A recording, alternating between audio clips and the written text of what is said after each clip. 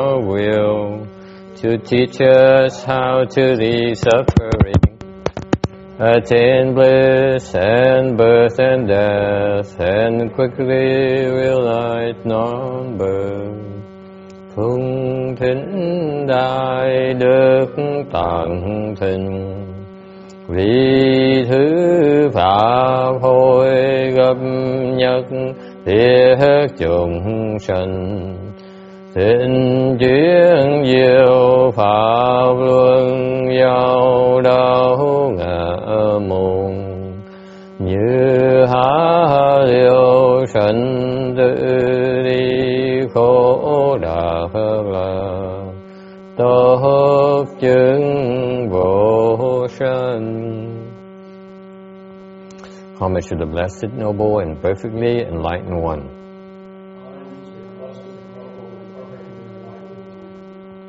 Namo Saranto Suchedo Ye Arahadi Samyo Samputosye.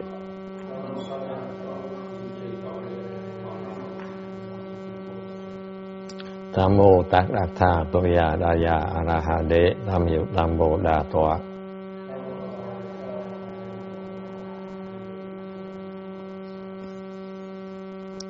The unsurpassed, deep, profound, subtle, and wonderful Dharma, in 100,000 million eons, is difficult to encounter. Now that I've come to receive and hold it within my sight and hearing, I vow to fathom that thus come one's true and actual meaning. Wu shang sheng sheng wei miao fa, bái chế vạn chế nan giả yu, wo jin jian wen de shao ju, yuan jie ru lai zheng shu yin. Buddhas and Bodhisattvas, Earth Store Bodhisattva, Venerable Shenhua, Venerable Bhikshunis, all good no advisors, Amitabha. Chư Phật Bồ Tát, Địa Tạng Bồ Tát, Hòa Thượng Tịnh Hóa, quý sư cô và quý vị thiền tri thức A Di Đà Phật. Chư Phật Bồ Tát, Địa Tạng Bồ Tát, sư phụ sang人。各位比丘尼，各位善知识，阿弥陀佛。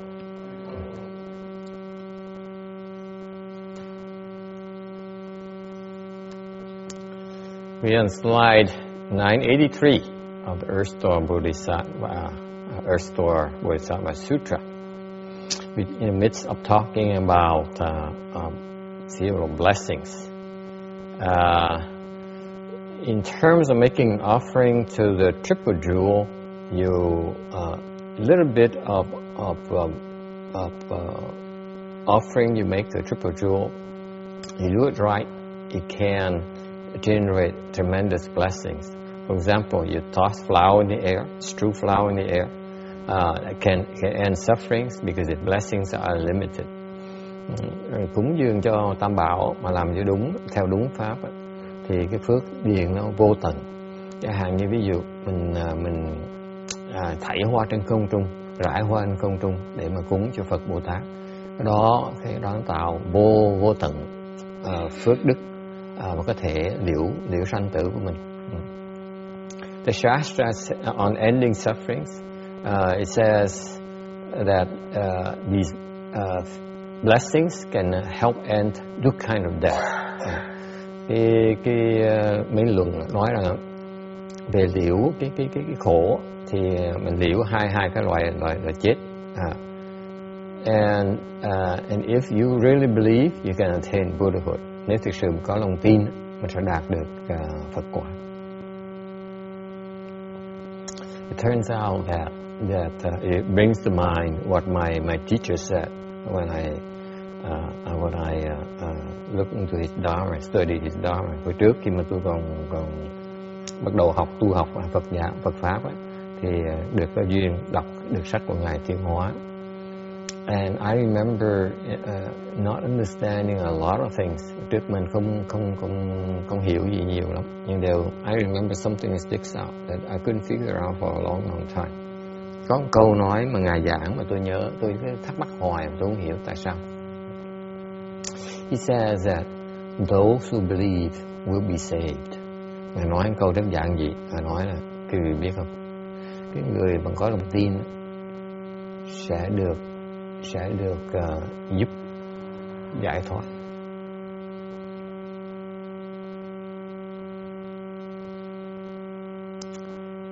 And that is it.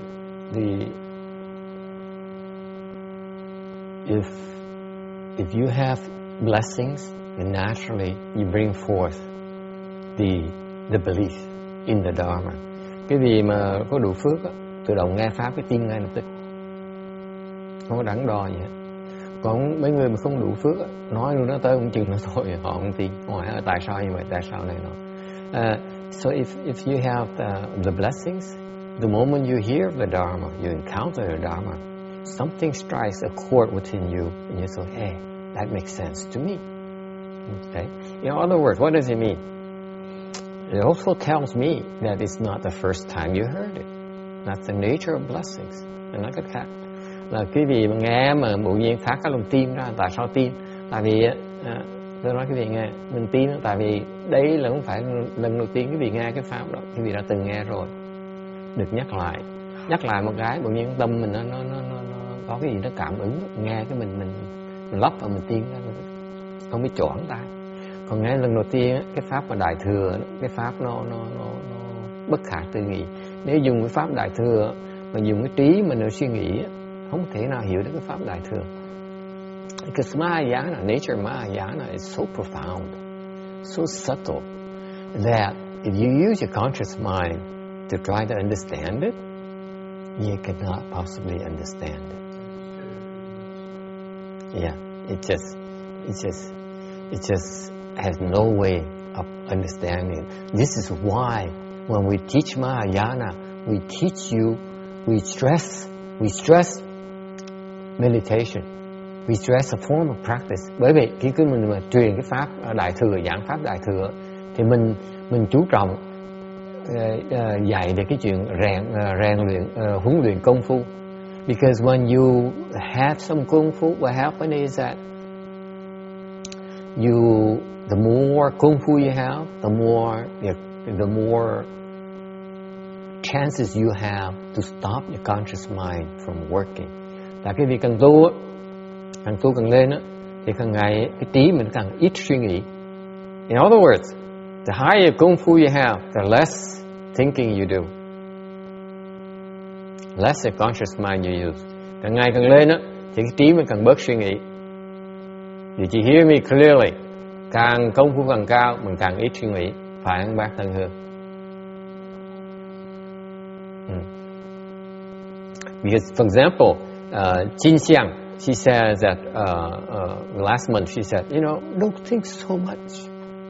Naturally to her. That's what she said to herself. See, this lady who doesn't read a lot of books, doesn't understand a lot of things, but at her state right now, fourth dhyana, she can put an end to her subtle thoughts.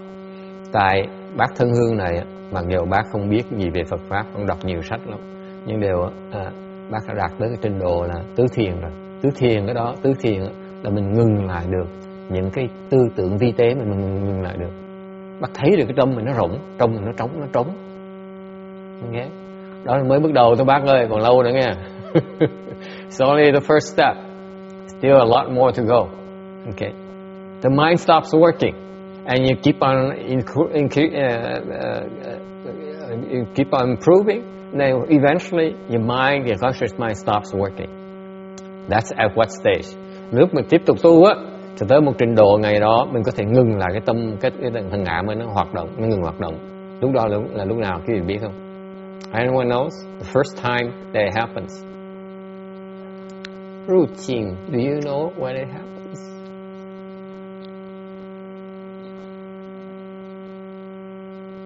Do you know? Sao mấy cô học sách, mấy cô nghiên cứu sách đó, có ai biết là cái giai đoạn đầu tiên mà cái ngã mình nó ngừng lại, tức là cái conscious mind nó ngừng lại lúc nào biết không?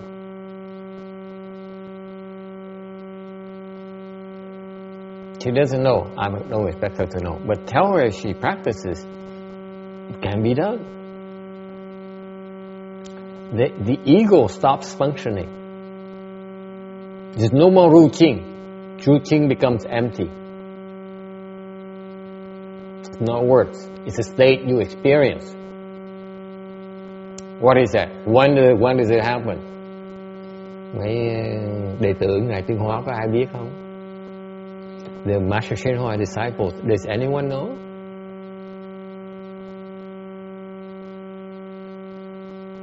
Thất định.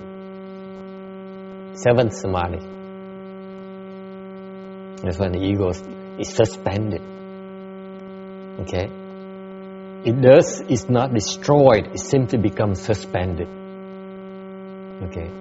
Thất định là cái ngã mình đó, nó ngừng lại. Nó không bị tiêu diệt nhưng nó ngừng lại. Okay?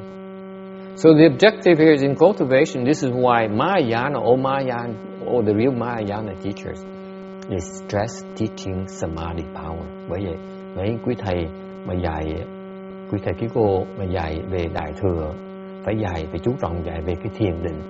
Tại vì có cái thiền định đó, because with samadhi power you can suspend your conscious mind. Nó ngừng lại, cái óc suy nghĩ nó ngừng lại, thì mới thông đạt được cái ý nghĩa sâu xa của Phật pháp. It's only when then you are able to begin to penetrate the depth of Mahayana. Before that, it's impossible. Trước khi mà đó chuyện, trước khi mà ngừng lại, không thể nào thâm nhập được. Impossible.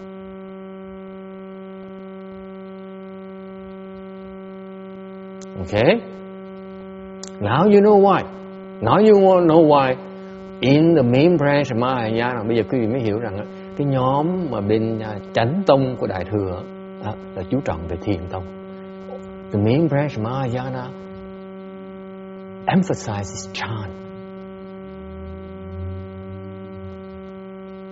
Cái chánh pháp phải nhờ thiền mới thông đạt được.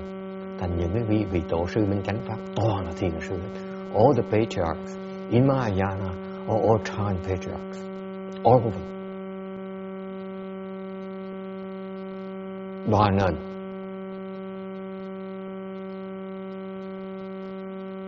Okay? And therefore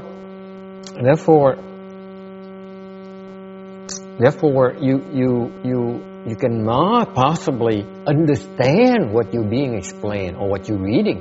Thành trước khi mình tới đạt cái cảnh giới đó, mình nghe cái gì, mình đọc cái gì đó, mình vẫn chưa hiểu được.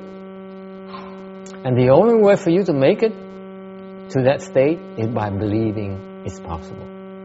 Cách duy nhất quý vị đạt tới đạt được cái thâm lý của giáo lý đó là bằng cách mình tin theo cái lời chỉ huấn mà làm thì sẽ hiểu được, sẽ đắc được giải thoát. The only way for you to make it there is to believe.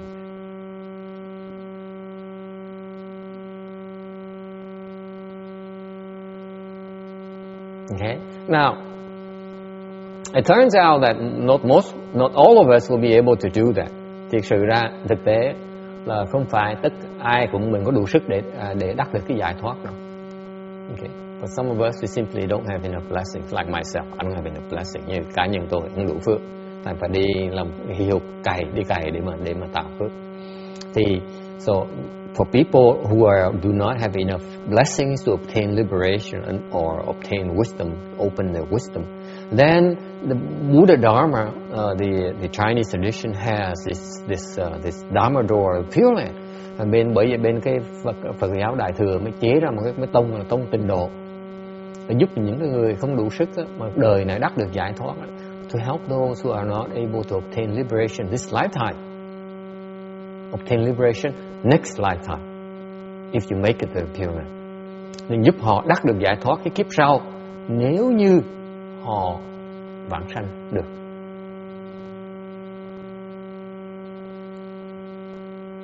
Okay.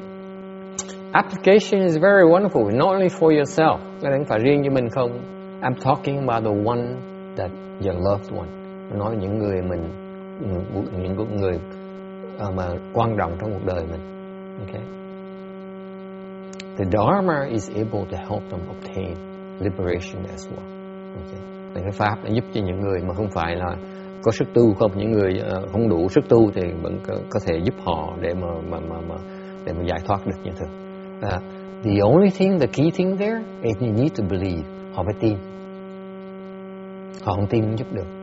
I remember a few weeks ago, 3 weeks ago, 3 tuần trước, one of my pupils, một người học trò tôi gửi email tới hỏi tôi là thầy ơi thầy, cái người làm việc chung sở đó có người mẹ mới qua đời.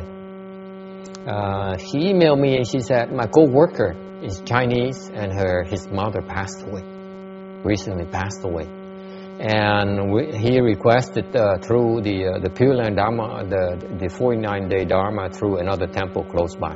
Rồi họ thỉnh một cái pháp 49 ngày gần cái chùa gần đây này, chùa Tàu gần đây này, chùa Tàu rất nổi tiếng. Mà tôi nói tên ra chứ vì nhận nó ngay lập tức. Tôi không dám nói tên. And he said, so he wondered if that's enough. Ông mới hỏi là vậy đủ chưa? I said, I immediately replied the email and said, you know, I'm sorry to tell you in that temple they do not have the capability to send it off. Tôi trả lời thẳng, tôi nói thẳng là cái chùa đó chưa đủ sức đâu. And who am I to dare say something like that? This is a big temple, well-known temple, been established for a long time. Chùa này vừa lớn, vừa đã từ lâu rồi. But it turns out that the gentleman does not believe. Cái đáng tiếc là cái người con trai này không có tin. Okay. And therefore we cannot possibly extend help to his mother. Thì đáng tiếc là cái 49 ngày cái thời gian tối thượng tốt nhất để mình có thể giúp người ta vãng sanh được, cái thời đó là cái thuận tiện nhất đó. Mà nếu người ta không tin đó, người ta không yêu cầu mình giúp người ta thì mình cũng chịu thôi. They don't believe we're able to do that, then there's nothing we can do either. What can you do? Làm gì được? There is an epilogue on that. Có một cái thể làm được. What happened is that should the deceased fail to make it to Pure Land, chẳng hạn như người mà mới qua đời đó mà chưa đủ phước để mà vãng sanh đó. Sometimes they come back in their relative dreams. Nhiều khi người ta trở lại để báo mộng lại. This is recorded in this Earth Store Sutra. Kinh Địa Tạng nói rõ ràng đó. Những người thân nhân của mình trong đời mình, quá khứ mình đó, người ta hiện là trong mộng mình, ta báo mộng mình, ta cầu cứu mình. They appear in our dreams and ask for our help. Okay? This happens to a lot of people. Chuyện này xảy ra rất là nhiều người. And then you know, that's what I would tell my pupil. She's not here today. I said, you know, since they missed the boat, just in case that the mother comes back in the sun stream in a bad state, it's a warning, it's a sign that she did not make it, and she fell. Actually, she fell to a lower realm. That's when don't give up hope. You should have tried to obtain help from a better temple. Okay, so that's you know, they missed the boat, but now the second best thing that could happen is they can still get some help for her eventually. Okay, any questions?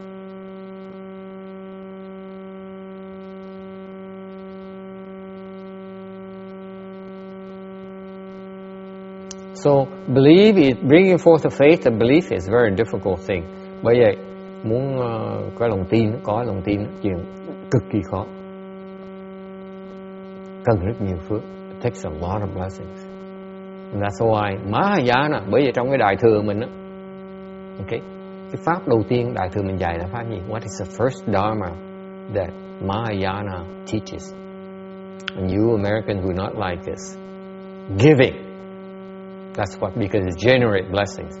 Phải bố thí mình mới tạo được cái phước. Okay, this is where This is what endears me to a Chinese culture. Bởi vậy tôi muốn giữ chùa cái vùng Tàu này vậy, tại người Tàu ta hiểu cái đó. Whereas the Vietnamese, they're not keen on this. The Vietnamese, the monks and nuns, the tradition get diluted, and they're afraid to mention money and mention offerings because they're afraid that the disciples think that they're greedy for money. I don't have such a problem. I'm hoping that in the future we have enough of these Vietnamese monks and nuns who we train, understand the Dharma, and come back and change Vietnamese Buddhism, because we should not be shy about teaching our followers the importance of practicing giving. Okay? Because that's the motor source of all the good things that happen. Okay? Ta phải dạy Phật tử mình bố thí, ta biết dạy người ta bố thí, đừng ngại chuyện đó. Khuyên người ta bố thí, tại vì người ta bố thí rồi á, người ta mới có cơ hội giải thoát được, ta mới có cơ hội giúp được cá nhân của họ, giúp được người thân của họ. Okay? But it's kind of difficult, bởi nó khó, tại vì chẳng hạn như Việt Nam có truyền thống cầu an với cầu siêu, ai nào tới xin cầu an cầu siêu, ai muốn cúng gì cũng. For example, Vietnamese has a tradition of doing the long life and the rebirth thing, sort of every temple is like that. Most temples say, "Oh, I do it for you, whatever you like to offer," as if I'm above money, that kind of thing. It's wrong. Because you cannot generate blessing from thin air, and they need to understand it. Well, you phải hiểu. We have a dual system too by our temple. The temple, because we respect our Vietnamese tradition where we came from. So people come and ask the nuns to do the Vietnamese way, they can do it too. We don't have a problem with that. So it's our respect for the culture. But I hope it changes because it's too bad. Because without if they don't understand the importance of planting blessings, you cannot bring forth the faith. That's a catch-22. What can you do? Cái khổ là vậy, nó kẹt là vậy. Người ta không biết trồng phước á, ta không tin. Ta không tin không được giải thoát. Nó kẹt như vậy đó. Thành mình không thể nào mà ngần ngại là nói người ta phải bố thí. Okay? All right. Any questions? All the kinds of offerings going back to 983. Not only flowers, không phải riêng mình cúng hoa không. But how come I have one sentence here twice? Huh? Yeah. You need to lower the screen a little bit because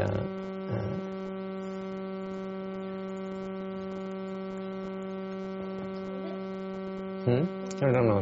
This Chinese, we're quite modern, you know. Don't embarrass me.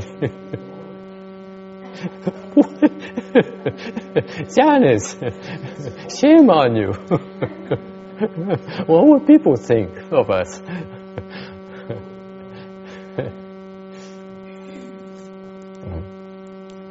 Or you can mention one sentence of the Earth Store Sutra, or one gatha. Hoặc là mình nêu ra, mình trích ra một cái câu của Địa Tạng, Kinh Địa Tạng, hoặc là một cái kệ của Kinh Địa Tạng. Okay, that alone will create bring you closer to Bodhi. Sẽ làm mình dẫn mình tới gần cái Bồ đề hơn tí. Nói một câu thôi, nêu một kệ, một cú thôi, mà mình cần gần Bồ đề hơn. Or one form, one incense, hoặc là một cúng, một cái vật, hoặc là một cái hoa, một cái hương. This is hương, not hoa. You see, I have a lot of typo today. Vietnamese. I apologize.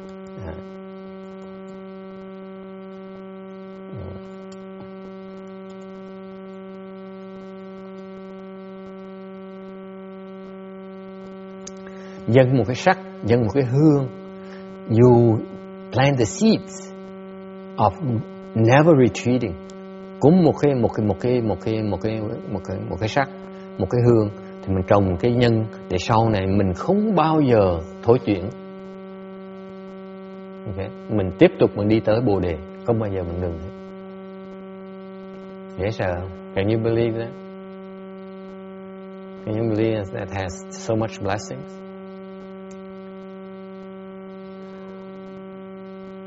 Is it possible? Có thể được không? Như vì thế, thảy cái hương mà cái này nó tự nhiên được vô chuyển, vô thối chuyển Bồ đề. Is it possible? Làm sao được? Yes. Yes, it is possible. The ground has to be prepared.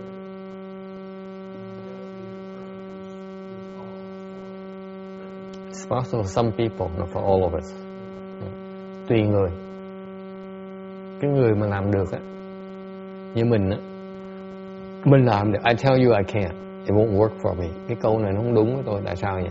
Tại tôi cúng, tôi biết tôi cúng rất nhiều hương hoa nữa mà tâm tôi vẫn thối chuyện như thường. Because I offer a lot of flowers and incenses. Maybe Vô Yin offers even more incense and flowers than me. And I know my mind is I still regress. Mà tôi vẫn thối chuyện như thường, chịu. Okay. This is why you keep on making offering. Bởi vì mình cứ cúng hoài. Eventually, when you do it right, khi mình cúng đúng, thì lúc đó mình đắc được bất thối chuyển. That's what the sutra means. Cái kinh nói như vậy có nghĩa là mình tiếp tục khuyên mình tiếp tục cúng dường đi, một ngày đó mình sẽ lúc mình đúng thì tự động sẽ bất thối chuyển. Okay, it takes extreme sincerity. Những người mà cúng một cái hoa, một cái hương này, một cái hoa, một cái hương thôi đắc bất thối chuyển là tại vì người ta cực kỳ thành tâm. Mình thiếu thành tâm đó. You lack that sincerity. Because the ego, you offer and say, is this for real? Chẳng cái tâm mình, cái ngã mình lúc mình cúng biết cái này, bộ nhiên nó không biết mình cúng này có được không? Khi mà khẩy một cái ý niệm nhảy lên một cái là đừng có hòng. Mình chưa tin. If that such a thought arises, it's not adequate because you still don't believe yet. Is that how difficult it is? Okay. So if you do it often enough, long enough, eventually you do it without thinking about it, then you get it. Thành mình cứ làm hoài, nên ngày đó mình làm mình không có suy nghĩ nữa. Chỉ làm với cái lòng tin, mình biết mình chỉ cần làm như vậy thôi. Lúc đó mình mới được. Okay. 984. There's a question that arises. The sutra says that the ghost will even pay respects to you if you make such an offering. The ghosts know about it and they say, "Oh, I pay homage to you." Kinh nói mình dâng một cái hoa cho Tam Bảo, cái quỷ thần nó thấy được, nó biết được, nó sanh lòng kính phục của mình. Thì có thật được không? Sao người ta hỏi, ghosts are evil creatures. Why would they revere and respect those who practice even the slightest good? Tụi quỷ là tụi nó chỉ muốn làm bậy. Làm bậy làm sao nó sanh được cái lòng nó cung kính cái người mới cúng dường một tí hoa, một tí hương cho Tam Bảo, sẽ sanh lòng cung kính được. And the answer is that the cultivation is about doing good. Mình tu là mình tu làm chuyện tốt, làm chuyện lành. And now and if your mind is oriented towards doing good, cái tâm mình tu là mình hiểu phải làm tốt, làm điều tốt. Then your Buddha seeds are sown. Thì cái chủng từ Phật thành Phật quả nó đã trồng rồi. And that's why these ghosts understand Dharma. Cái tụi quỷ thần này họ hiểu pháp, Phật pháp. They understand that because the seeds have been planted, that means that in the future you will become a Buddha. chủng tử đã trồng rồi thì trong tương lai mình trở thành Phật tử, thành Phật. Vì vậy tu quỷ là nó hiểu, nó có thể sanh cái lòng kính phục được. That's why these ghosts can bring forth a mind of respect. They know eventually you'll make it. Okay. 985.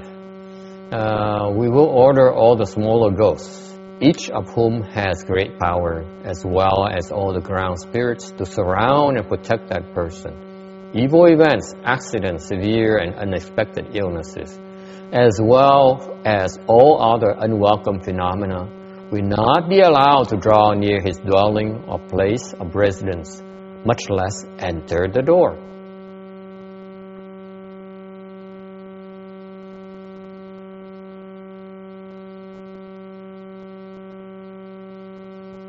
Are you done?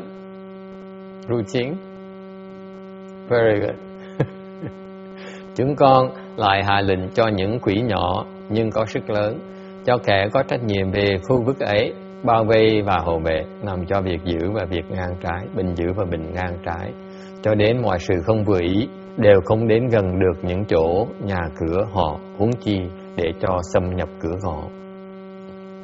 Evil events, việc giữ, are the things that are not as we wish. For example, the house burning down or some mishaps. Việc giữ là chuyện mình không muốn nó vừa ý, không như ý của mình. Chẳng như nhà nó bị cháy, hoặc là chuyện nó không may nó xảy ra. Accidents, chuyện ngang trái.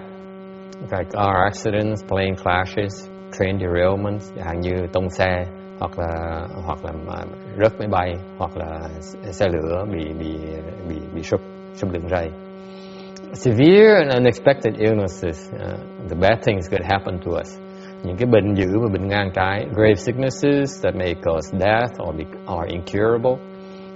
Những cái bệnh mà dữ, bệnh có thể làm mình chết được, hoặc bệnh chữa không được. As well as other unwelcome phenomena, cho đến mọi sự không vừa ý, inofficial events in general, những cái chuyện mà không tốt nó xảy ra. Okay. In other words, nói cái khác, why do bad things happen to us? Tại sao chuyện dữ, chuyện ngang trái nó xảy ra với mình?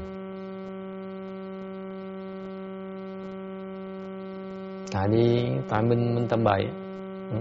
Because we're bad. We're not doing good enough. Mình không đủ làm, không lành không có đủ. Không làm bậy nhiều hơn là làm lành. Okay? Because according to the sutra here, you do slightest good, you have all these protection that comes to you naturally. Kinh Địa Tạng nói đó, làm một cái ý tốt thôi đó, thì sẽ được quỷ thần bảo vệ cho mình. And how can if bad things happen to you, chẳng hạn như for example you have some serious diseases, that's because you haven't done enough good in the balance. Can you buy that? No.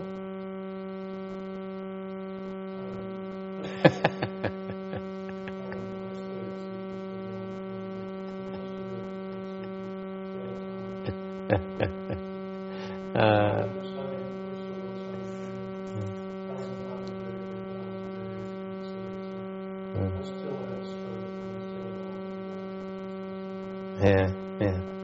That's because you're doing things wrong that invite those things to happen, and the more you cultivate, the more you understand how to prevent these things from happening.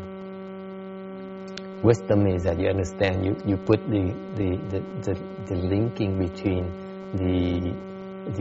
your karma and the bad things that happen to you. It's a direct causation. That's why cultivation is so fascinating.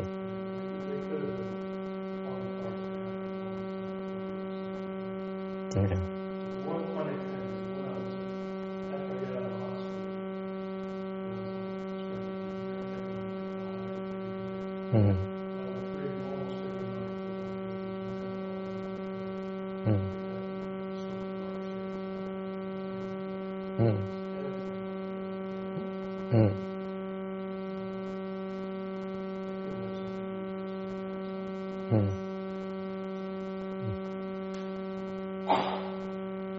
So it's the bad things are prevented from happening, drawing near to you because of the blessings you planted. Similarly, when you create evil, then the bad things come to you. So that life is learn how to counterbalance the two, the good and the evil. So you have to be careful about that. Okay? Yeah. 有问题吗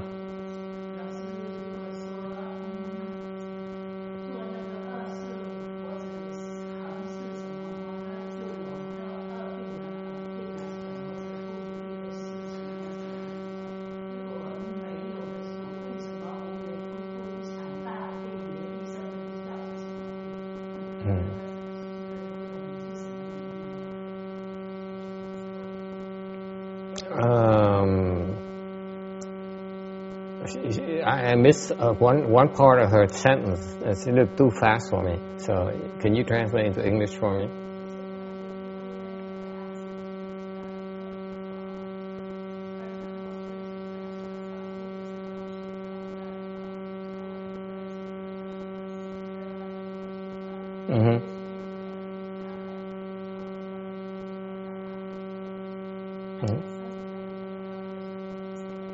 Yeah, and this is beyond the doctor's realm of knowledge. Cái hỏi là tại sao mấy năm trước bà bị liệt giường mà không làm gì ác ấy, tại sao bị liệt giường mà bác sĩ là buông tay vô phương cứu chữa. Thì lots of different reasons. Sometimes bad things happen. Earlier in a part of the Earth Store Sutra, we bring up the point there, you weren't here, but that sometimes the Bodhisattvas help by allowing bad things to happen to you. Phần trước, Kinh Địa Tạng có nói nhiều khi Phật Bồ Tát giúp mình bằng cách là cho cái chuyện nó phương vừa ý nó xảy ra cho mình. For example, you have some illnesses, okay? And it's a wake-up call. Nó giúp mình thức tỉnh để mình đổi hướng, to make a change in our life. Okay? For example, it's not uncommon for, let's say, a lot of left-home people. Có nhiều người xuất gia đó. Tại sao người ta xuất gia? Because some illnesses happen to them in the youth. Người xuất gia là tại vì có một số người ta xuất gia tại vì lúc trẻ bị bệnh. They face death. Họ thấy cái chết trước mắt.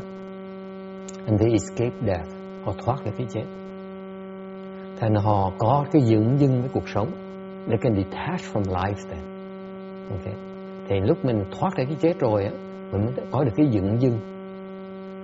For example, ví dụ, we went and paid a visit to a Hersham last week.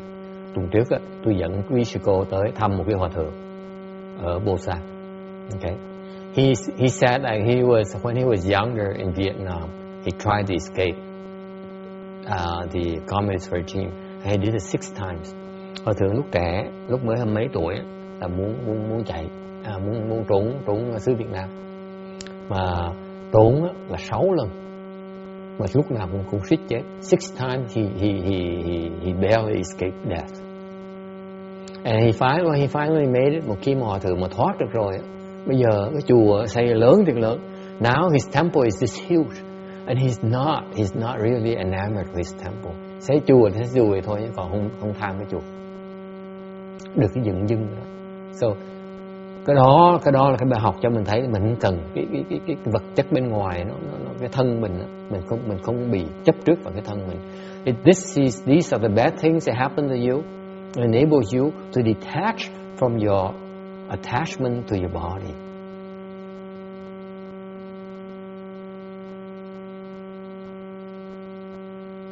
Sometimes bad things has happened to you before you decide to go beyond, to go to outside channels, to seek for another way to understand.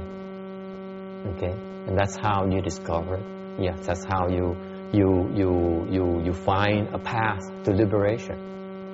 Because, for example, if let's say you were happy, you have no problem whatsoever, let's say like you're very wealthy and you have no disease whatsoever, then why would you need to be here at the temple to learn about Pure Land? How many rich people you know of can hope to be born in Western Bliss Pure Land?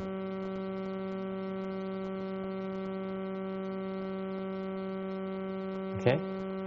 Nhiều khi cái duyên nó như vậy, cái duyên nhiều khi Phật Bồ Tát giúp mình bằng cách là cái phước mình cho mình, nhiều khi mình bị họa, mình bị nạn. Trong bị nạn như vậy, nó có cái dùng nó là thức tỉnh lại, mình phải đổi. Tại nếu mình tiếp tục đi con đường ở đây bây giờ thì nó sẽ đưa tới cái đường bế tắc, đường kẹt, thành phải kiếm đường khác. Thì nhiều khi cái đó cái phước của mình thấy được cái đường khác, mình đi tìm tòi cái đường khác. Và những cái bà này, nếu bà không có bệnh, nếu bà sung sướng, như những người khác, người ta giàu có, thì sung sướng, ta khỏe mạnh này nọ, thì đâu cần để kiếm cái gì để mà giải thoát đâu. Không có nhu cầu gì hết. Okay. Phải có cái nhu cầu mình đi kiếm mới gặp được cái pháp giải thoát. Okay. Cái đó là cái đó là cái đức cái tính của cái phước, cái nature của cái phước mình là như vậy. Okay. This is why it's so important. It's so important to keep on planting blessings. The more blessings you have, when they mature, you escape all kinds of problems. Bởi vậy cái quan trọng bên đại thừa mình là mình phải dạy Phật tử, là khuyên Phật tử là phải biết bố thí. Càng bố thí càng nhiều, mình cái phước điền mình càng nhiều thì lúc nó chín mình sẽ được giải thoát. Càng nhiều mình cái cơ hội nó thành tựu nó nhiều hơn. Okay? Does it help? Yes.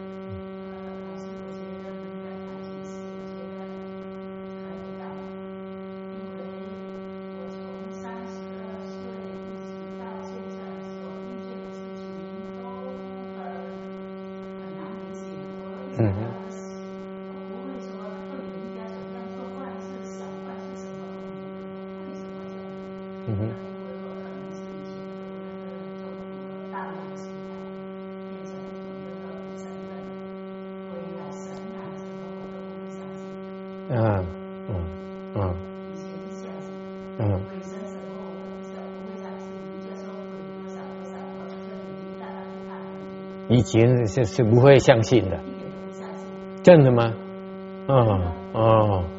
很好，很好。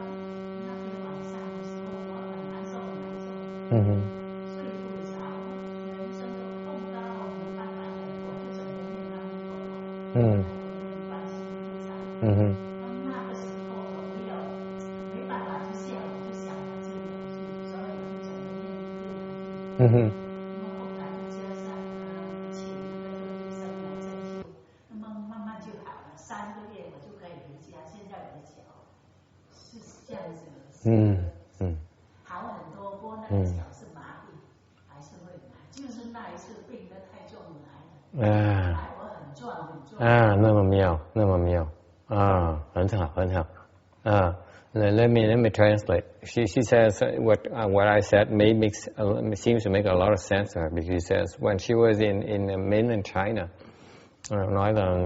nói có cái lý có lý lắm, tại vì lúc bà còn trẻ, lúc 32 tuổi ở bên Đại Lục bệnh nặng dễ sợ. She was very sick. She could not, was bedridden for a long time. Bị liệt dương thôi. Bác sĩ chữa không được. The doctors could not help her. And so somebody came, people come and suggested her to go to try the ghosts and the spirits healing. Thì một nhóm người tới khuyên bà nên thử mấy tụi quỷ thần, thử là có chữa được không? Không tin. Amazingly, on her deathbed, when she was at bad shape, she would not believe in the ghosts and spirit, that route. How come?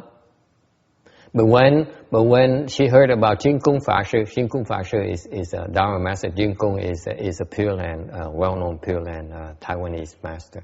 Thì nghe thầy Tịnh Không nói về pháp tịnh độ, thì bà này bắt đầu tin niệm A Di Đà Phật, niệm Quán Thế Âm Bồ Tát. Bỗng nhiên niệm một thời gian một cái là gặp một thầy châm cứu, 2-3 tháng sau khi bỗng nhiên bớt, right? Yeah. So she heard of Master Jin Kung about Pure Land Dharma Door, so she recited the Buddha's name. Would not go to the ghosts and spirits, mind you. When we heard about the Pure Land Dharma Door, she said, "Okay, let me recite Amitopo," and then one Yin Bodhisattva, one Yin Pusa. And after reciting for a while, she met another acupuncturist who helped her, and within 2-3 months, she healed. She could move. She got well, much better. Okay.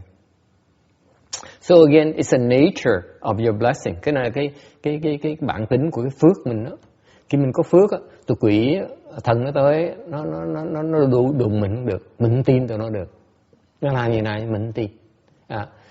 If you have the blessings, when these ghosts and spirits dharma come to you, they can have no way of convincing you. For example, Vietnamese, they have something called right now huyền bí. Bên Việt Nam bây giờ có cái nhóm huyền bí, quý vị nghe không? Yeah. Là rất là thịnh hành bây giờ. Tài tử với là ca sĩ nó theo rất là đông. Tụi nó tầm bậy không, nó lên cơ, nó nói tầm bậy tầm bạ không à. Okay, a lot of Vietnamese singers and well-known people follow these ghosting, where they actually allow a ghost to possess you and they tell you about the past. Mấy cái tụi nó nhập cơ lên đồng này nọ, là mấy tụi tầm bậy không? I tell you that they don't know. They don't know. They're just fooling these people, pulling our legs. Họ bị bịp mà không biết. Okay. Tại vì không có phước, bị trồng tụi nó. Còn khi mình có phước á, nó tới nói cho mình không tin được, phải không? Làm gì làm cho mình không cách là mình tin được. Whereas when you have the blessings, whatever they do, whatever they tell you, you will not believe. That's what happened to her. Whereas when you hear about that, say Amitabha and One Yin Bodhisattva, I say, that's what I should be trying. That's exactly the blessing, nature of blessings. Bởi cái phước mình ở chỗ đó, mình nghe tụi tầm bậy, mình không lọt vào tụi tầm bậy. Mình nghe cái tên A Di Đà Phật, nghe tên Quán Thế Âm Bồ Tát á, tự nhiên mình tin. Okay? All right. Any other questions? Ai thắc mắc gì nữa không? 989. Doing good. People should be doing meritorious deeds like making offering a triple jewel. Làm chuyện tốt. Nhất là biết cúng dường cho Tam Bảo. Here it's kind of difficult because it's very difficult in this day and age, especially in this country here where people don't know about triple jewel and leave alone making offering triple jewel. Okay. Những cái xứ này, Phật giáo bên xứ này nó còn mới sơ khởi. Nhất là Phật giáo Đại thừa còn sơ khởi, thành không biết gì Phật giáo, làm sao biểu họ cúng dường Phật giáo bây giờ. So it's rather difficult thing to do, but really it has to do with the superior kind of fields of blessings. Vấn đề cái Tam Bảo là cái phước điền tối thượng. And when you do good and you help others, you will encounter good fortune. Làm tốt á, thì gặp được chuyện tốt. Because bad things cannot come to you. Tại vì cái chuyện ác sự nó không thể tới mình được. Okay. This is why it's so important to do good. Thành ra bởi vì tu hành á, cái căn bản tu hành á, làm chuyện tốt.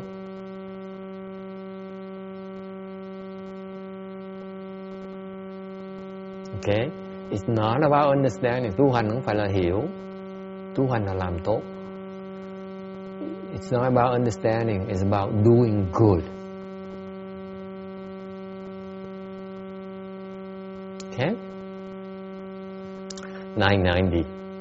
990. The Buddha said to the ghost kings, it is excellent, excellent, that all you ghost kings and Yama are able to protect good men and women in this way. I shall tell Lord Brahma and Lord Shaka to see that you are protected as well.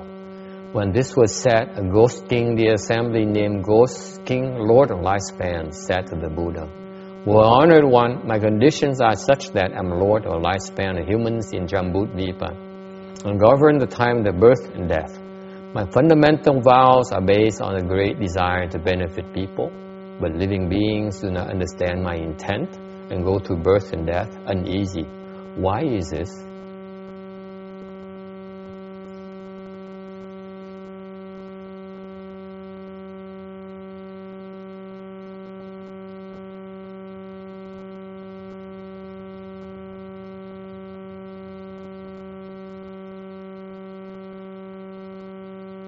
Đức Thế Tôn khen chú quỷ ác độc, lành thay, các người với Diêm La ủng hộ được như vậy những thiện nam, nữ đẳng. Như Lai cũng báo Phạn Vương và Đế Thích để vi hộ cho các người. Lời ấy nói xong, trong pháp hội có một chú quỷ tên chủ sinh mạng thưa với Phật: Bạch Đức Thế Tôn, bổn nghiệp duyên của con là chủ trì sinh mạng của người Diêm Phù. Lúc sanh cũng như lúc chết, con chủ trì cả. Bản nguyện của con rất muốn ích lợi cho họ, nhưng tự họ không biết ý con nên sinh và chết đều không yên. Tại sao như vậy?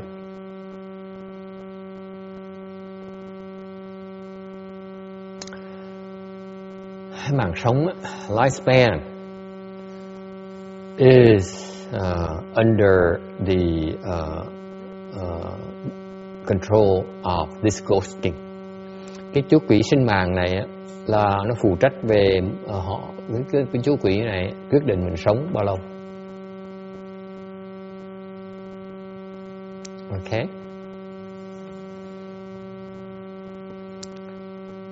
However, there's a hierarchy. Như điều mọi người có chia công tác ra. All the ghost kings have to report to Shaka. Những chú quỷ đó, nó có giai cấp đàng hoàng trong cái cuộc sống này, trong cái vũ trụ này có giai cấp. Những cái chú quỷ nó đều phải tuân lệnh của ngài Đế Thích, Chúa Trời đó. So the Christian God is very powerful. He commands all these ghost kings. All right. So in our world, the Christian God or Chakra is very influential. Bởi vậy, he's influential in the area, in the realms where the heavens are connected to our human realm. Okay, and then above him there is the first dhyana heaven king. That Chakra needs to report to. Rồi cái Đế Thích đó là phải tuân lệnh của ngài Chúa Trời của cảnh sơ thiền. That's our hierarchy. That's the order that is maintained in our cosmos, in our world. Cái thế giới mình như vậy, có cái giai cấp đàng hoàng là Chúa Trời, xong trên Chúa Trời có Đế Thích, Chúa Trời là Đế Thích, trên Đế Thích thì có Phạm Vương. Phạm Vương là rất có thế lực. Okay. Now anyway, the ghost king here says they don't understand my intent. Chúa Trời nói là họ không hiểu cái ý của tôi. They don't understand that their lives are short and they have disasters is because they are self-inflicted, not any of the ghost kings doing. Không hiểu ý tôi tại vì họ không cần sâu sệt tôi. Tại vì nếu họ tự chủ đấy, nếu họ làm tốt á thì chuyện tốt nó xảy ra. Còn cái chuyện họ sinh mạng họ ngắn lại, họ cuộc lại nó tại vì họ làm bậy, chứ đâu phải tại cố tư hại họ đâu. Okay. Therefore, it's important in life to live our life. Bởi vậy khi mình sống á, you have to act with respect. Sống, cái căn bản của sống mình là phải biết kính trọng người khác. Okay, you understand and live by the principles. Rồi mình hiểu cái pháp lý. Mình sống theo cái pháp lý đó. Biết sai, biết trái. Okay, and then your comportment and your protocol or your etiquette affect the length of your life. Rồi cái oai nghi của mình, cái tư cách của mình nó ảnh hưởng tới cái mạng sống của mình. Okay?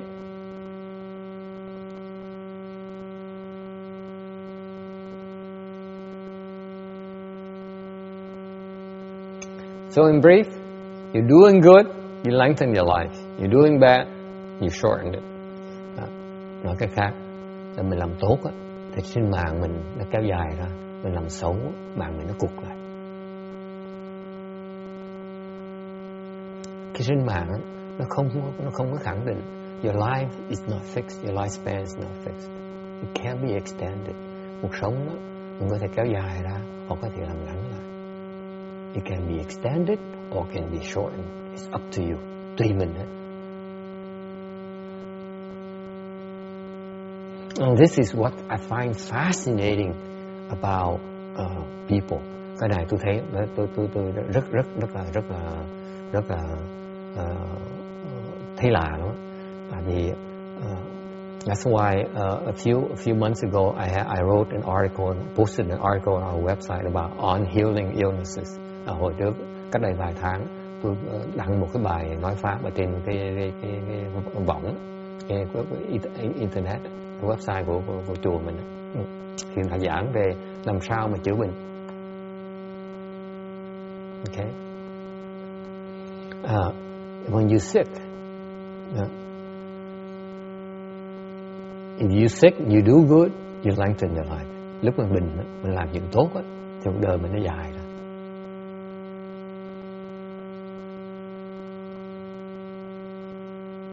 Người ta không biết chuyện này.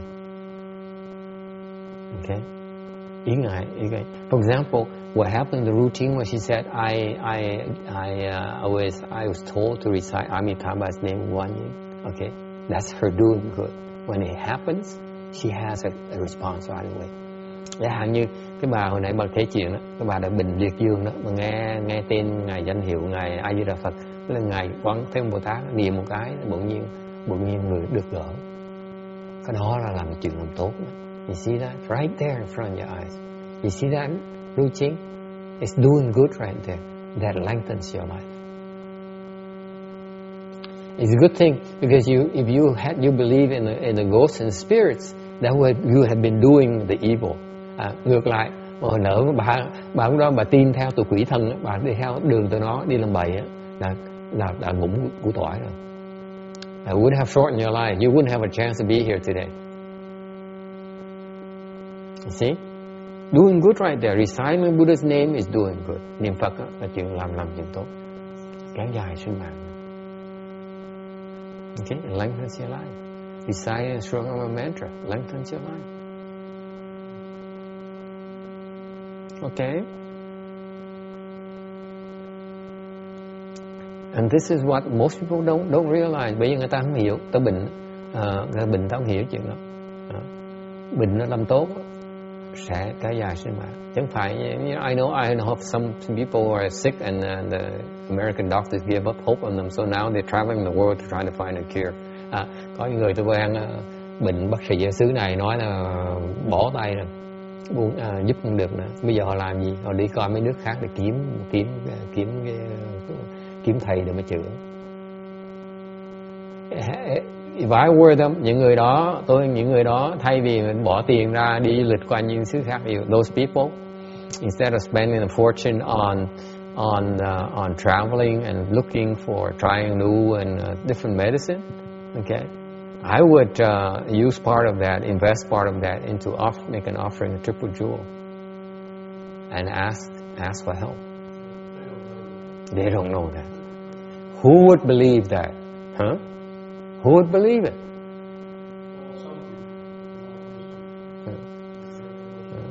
Người ta không biết rằng thay vì bỏ biết bao nhiêu tiền với cái công khó mình đi làm như vậy, ta bỏ một tí vốn vào để mà cúng dường Tam Bảo, cầu cứu Tam Bảo là có cảm ứng. Mình không biết chuyện đó. Nó dễ sợ như vậy. Có lòng tin sẽ có cảm ứng. You have faith, you obtain a response. You don't have faith, you cannot be helped. Không có lòng tin, không cách nào giúp được hết. Nó khổ như vậy. Muốn giúp chứ, đâu phải mình không muốn giúp đâu. Okay. 994. 994. When humans in Jambudvipa have just born children, Lord of lifespan continue. Be they boys or girls, or when they're just about to give birth, good deeds should be done to increase the benefits of the household and thus cause the local spirits to be immeasurably pleased. The spirits will then benefit the entire family and protect the mother and child so that they obtain great peace and happiness. After the birth, all killing and injuring for the purpose of offering fresh foods to the mother should be carefully avoided, as should having large family gatherings with drinking wine, eating meat, singing, making music, and playing instruments. For all these things can keep the mother and child from obtaining peace and happiness.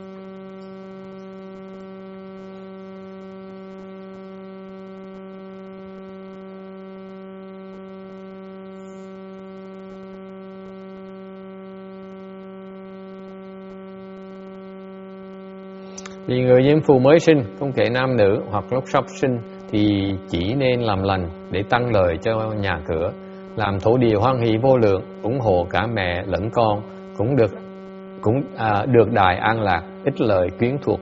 Lúc sinh rồi thì phải hết sức thận trọng, tránh sự sát sinh để kiếm vị tươi, cung cấp sản phụ hoặc để tụ tập thân quyến, uống rượu ăn thịt, ca hát đàn thổi.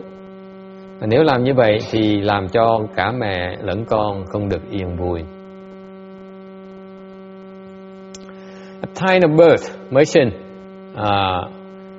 you should do good to benefit others, meaning you benefit others, and when that happens, you obtain protection to the household. Lúc mới sinh ra phải nhớ làm chuyện tốt, thì làm chuyện tốt thì làm tốt là giúp những người khác. Thì như vậy thì cái gia đình nó được bảo vệ. The local earth spirits, the ground spirits, những thổ địa đó, they will surround and provide the protection. Những thổ địa sẽ bảo vệ và bảo vệ cho mình.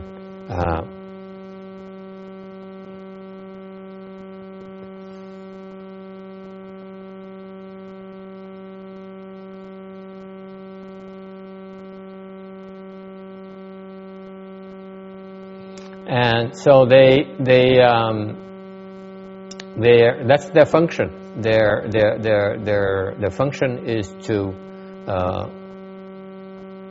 they adore good deeds and so they provide the protection to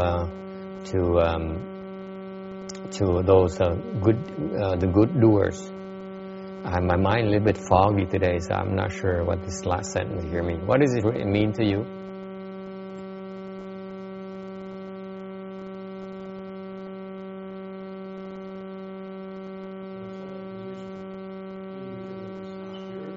Yeah, the ground spirits. Oh, yeah, okay, that's right. Lý do những cái thổ địa nó xảy ra, họ làm thần đó, là tại vì là kiếp trước á, là họ thích làm tốt, nhưng họ không có tu. So in prior life they enjoy doing good, but they don't cultivate. So now the blessings manifest in the form of them becoming ground spirits to support goodness. Thành bởi cái phước họ nó chuyển ra bằng cách họ có cái phước để giúp người ta làm phước, làm tốt. Cho nên không có phước để mà tu. They don't have the actual blessings to cultivate. Okay? Two branches, blessings and wisdom. That's why Mahayana, our Mahayana Dharma is we have both, need both. They have the balance. Otherwise, you veer in the area where you lose control or your destiny. Bởi mình nhóm mình vậy là mình chú trọng vừa tu vừa phước vừa huệ đó, vừa định vừa huệ, vừa phước vừa huệ vì vậy đó. Tại vì nếu tu một bên không thì sẽ bị mất thăng bằng. Bên nguyên thủy chẳng hạn thì họ chú trọng về cái định và họ cũng chú trọng về cái phước. Tại nó họ tới tứ quả là họ kẹt cứng. So the Hinayana they stress samadhi cultivation or wisdom cultivation. When they make it to fourth stage arhatship, they haven't planted enough blessings to escape being stuck in fourth stage arhatship.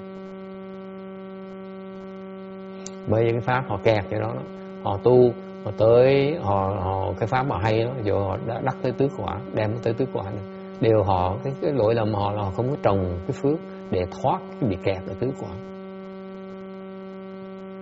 thành nó thiếu thăng bằng. That's why they lack balance. Okay, 998. Birth is an occasion for celebration, but be careful. This happens too often. Tức cười lắm, đọc cái kinh Địa Tạng mới thấy là mỗi lần cái chuyện sinh con mới ra, là mới đẻ con ra mình vui mừng dễ sợ, mình mở tiệc. Cái khổ là cái tiệc lúc mình mở tiệc đó mình tạo nghiệp cho con mình, nó tạo gây cái họa cho con cái mình.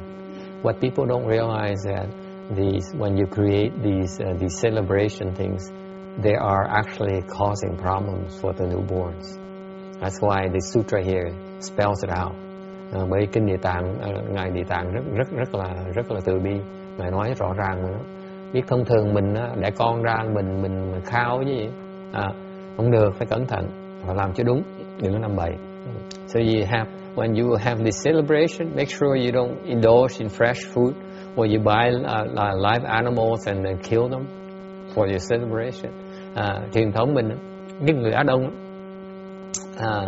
muốn mấy cái lễ, mấy cái cơ hội như vậy là giết heo, giết vịt, giết gà để mà thưởng thức.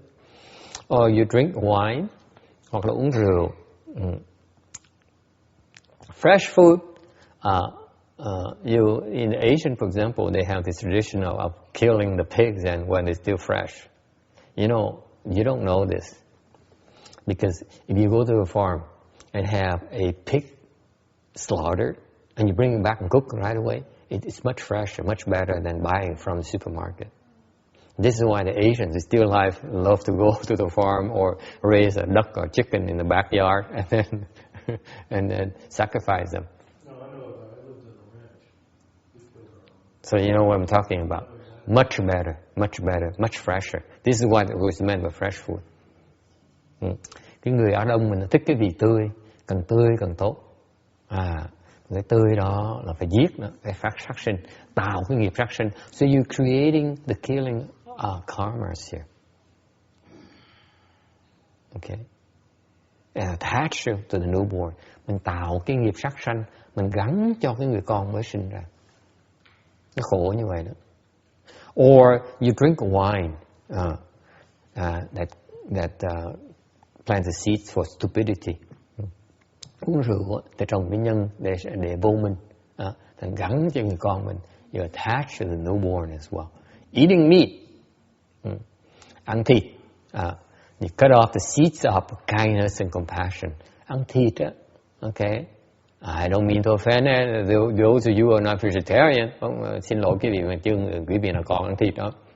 Ăn thịt đó là nó thiếu từ bi. Okay. Singing, making music and playing instruments, ca hát đàn thổi, thì you become scattered. Cái tâm mình nó tán loạn đi. Yes. Scattered meaning you become dissipated.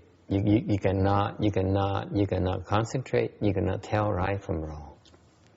That's when you create offenses. You're ripe to create offenses.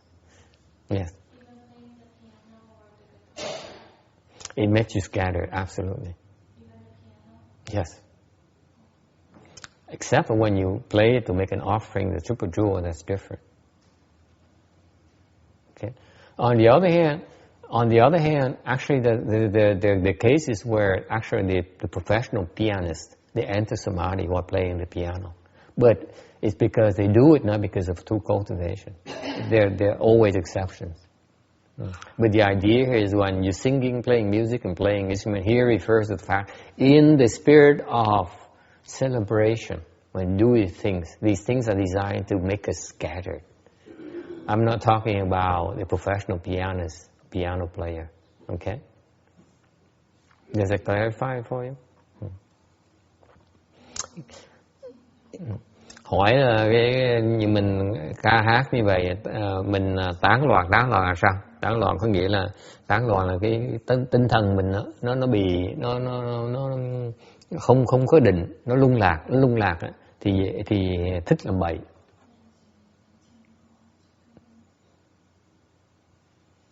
Okay. Lung lạc là cái mình thiếu sáng suốt là làm bậy, mình không biết là bậy, biết quấy, biết là trái. Yes. I'm glad you clarified that, because I've noticed when I perform, I become incredibly focused, and I used to get to definitely a higher state than just a normal Yes. state. I don't know Yes. state of samadhi. Yes. Probably some Yes. state of samadhi. Absolutely. But that's very different from people singing in a pub or a bar. It's a totally different thing. You're just scattering your energy. No, not necessarily. I've seen people in pubs and bars who are performers who are very, very concentrated. It's not a problem. Not a problem at all. I'm talking about the crowd. Yeah, that's different. Yeah. And when professional performers in those places, they're very concentrated. It's that the people, the crowd who are there in a merry mood where they're drinking and they're enjoying themselves. And the nature of their enjoyment is that they want to be scattered by choice. So doing the singing, playing music, and playing instruments here makes them more scattered. It's self-inflicted. This is what's fascinating to me. This is not a condemnation of the performance. A condemnation of people who abuse these things and think it's good for them. It's not.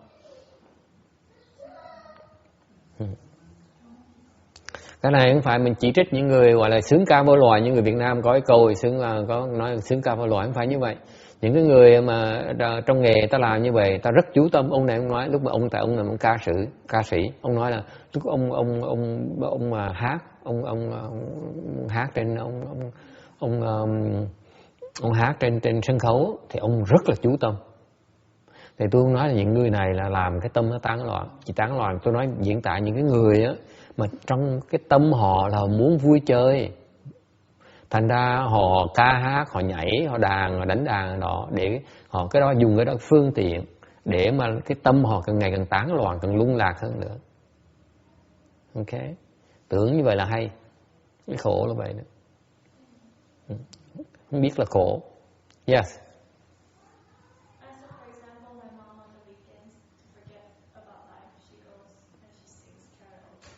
Yeah, that's. Yeah, so they get scattered. Yes.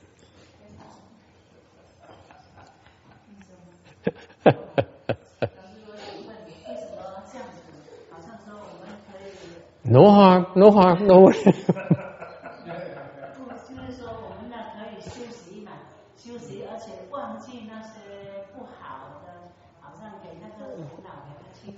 可以。可是可以，可是问题就是那不理想的，不理想的。也不是倡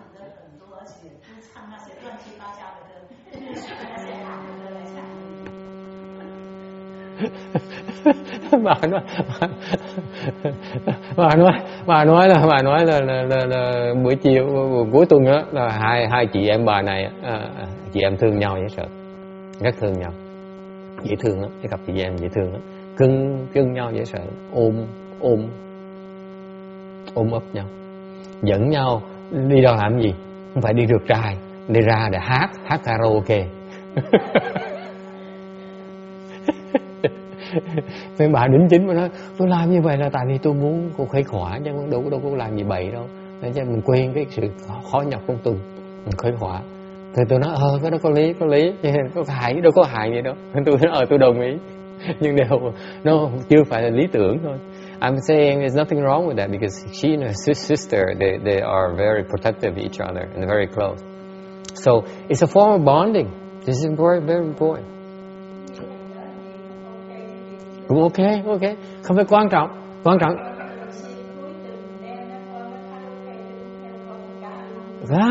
Thêm tốt.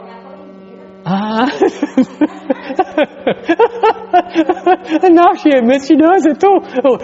She brings her children to go do karaoke as well on the weekend. I was lắc đầu today.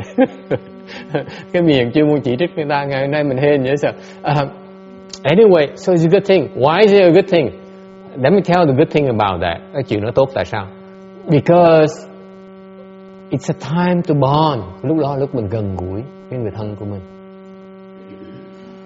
đúng không? Cực nhọc quá đi. Mình về cuối ngày mình đi làm á, về mình đi về mình cái nhăn mặt, mình mệt quá nên về mới gặp nhau nhăn mặt. Cuối tuần mình giải trí. So it's important. On the weekend, weekdays it's so hard already going to work, coming from work, going home from work. So weekends is important to bond and get away from that. That's very important. Okay, but to a certain point, đều tùy lúc thôi. Tùy lúc thôi. If you do it, what is meant here is excessive. Cái phần này á, for sure, this part, singing, making music and playing instrument, cái phần mà ca hát đàn thổi này mà làm nhiều quá, làm quá đáng á, thì cái tâm hoàn toàn nó tán loạn. So you go from distraction, getting away from the pressure, to relief from the pressure. If you overdo it, that's when it becomes harmful. Làm vừa thì không sao, chuyện tốt, mà làm quá đáng thì nó có hại. Để hiểu như vậy. Okay, so yeah, so but you know it's important to have fun together. Okay, but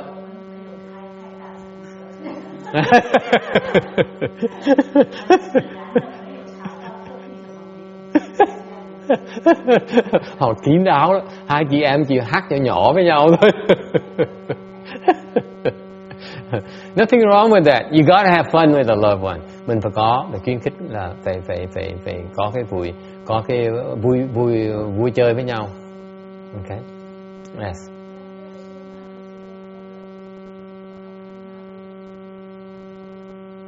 You should go every now and then. It's nothing wrong. Yeah, now you become boring. You become so boring. Yeah, it's the nature of that is wisdom. Cái cô này có hỏi, that's a very good question by the way. Cô này có hỏi lúc trước á, cô với bạn cô thích đi karaoke lắm, bây giờ không thích nữa. Tại sao như vậy? Có chuyện gì lạ? Tôi nói chắc già quá này. Không có, tôi đùa. Nó khác như vậy này. The difference is that before you enjoy that, now you don't enjoy it anymore. Lúc trước thì thích, bây giờ không thích nữa. Tại sao như vậy? Anyone? Ai biết tại sao? Ngoài ra là besides the fact that she might be becoming nuts, nhiều khi cô này điên rồi mình không biết được. Another reason, ai biết lý do nào khác nữa không? Your value system changed. You changed as a person. What's important to you has changed. What is fun to you has changed. Và lúc trước á, thích nó khác, bây giờ sau khi tu thời gian cái thích mình nó khác. And this is why. What did I teach you when you first started? Bởi vì lúc trước á, mình còn trẻ, mình thích cái chuyện mà bay bướm, Bây giờ mình tu rồi mình không thích nữa. Tại sao như vậy? Lúc cô này mới vào tôi dạy cô, you remember what I taught you? I taught you to go home and spend time playing games with your husband. Just watch him play. Okay. Thì lúc đó cô này vào rồi, cô định được một cái, tôi dạy cô về nhà là mỗi ngày bỏ thời giờ ra bên chồng mình để ngồi bên cạnh để ông chơi với ông thôi. Okay.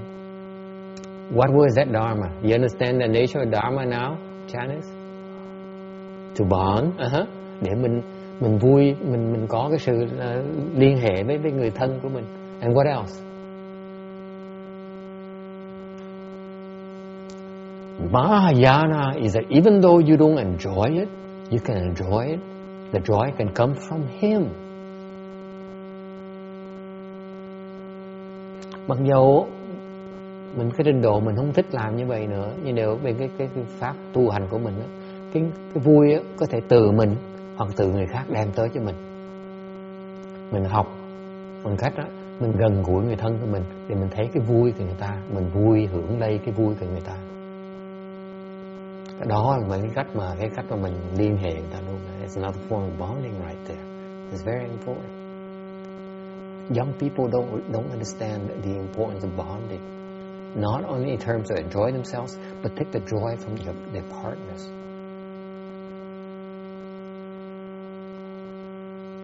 Okay? So your life is more complete, your joy is more complete. Any questions, comments?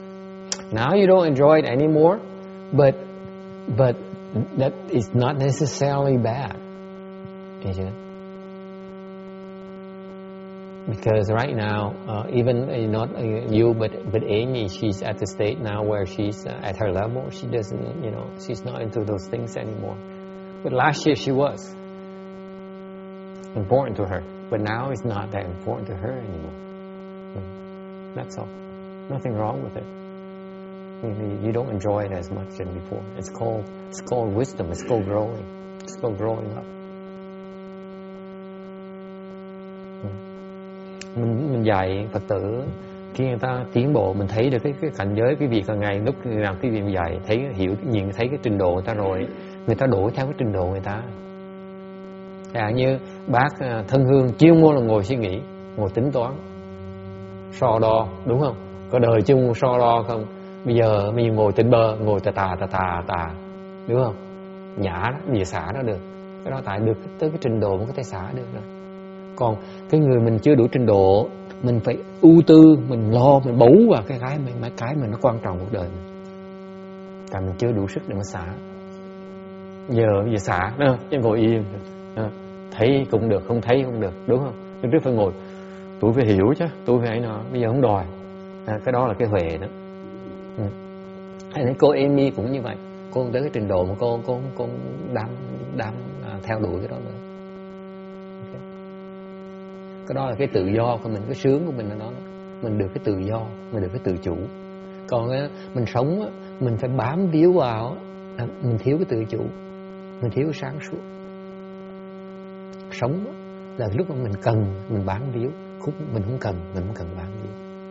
Chứ hiện cuộc sống người ta phải bám víu, tại người ta không có cái sự lựa chọn được. Tội như vậy đó. Cái Phật Pháp mình dạy người ta phương pháp để mà xả. Mình không cần mình phải xả. Mình không cần mình xả không được là mình kẹt. So Mahayana, the nice thing about Mahayana, I was telling about Jin Xiang here, is that when she first came a year and a half ago, 2 years ago, last year, she's a very calculating person. Same thing with Randy and you. You guys have to know what you do, what you're doing. Now at her state, she sits there and she relaxes. She knows how to be relaxed, right, Randy? You know when you are able to relax when you put your mind to it. You can put everything else beside. You can blank out if you choose to. That's letting go right there. Before you could not. Before you said, I need to worry about this, I need to worry about that. There's so many things in your mind. Now you have a choice. What to worry, what not to worry. And when to worry about. That's wisdom. because you never worry enough. When it comes to worry, it's just never enough. So when is wisdom? When to worry about it? Okay, that's wisdom. Makes your life much better off. Okay, you have more choices. Okay, where are we? Ở đâu đây? All right. Any questions? So progress is gauged in karaoke. Thành cái tiến bộ là mình hát karaoke, as well as the ability to let go of karaoke as well. Tiến bộ mình có thể thích karaoke, mình có thể xả karaoke. Okay. All right. 999. Birth celebration, giving birth to a son. Nhớ Kinh Địa Tạng nhắc lại, nhớ lại. Okay. Khi mà sanh đẻ con, okay, mà muốn mừng nó, chúc mừng nó, not appropriate to kill. Đừng có tạo nghiệp sát sanh. Please do not kill. Đừng giết chúng sanh. Okay. Because the humans without children are grieved, and with children they're happy. Ngay người chúng mình nữa, những loài người nữa, có con không mất con thì đau khổ, có con thì sung sướng.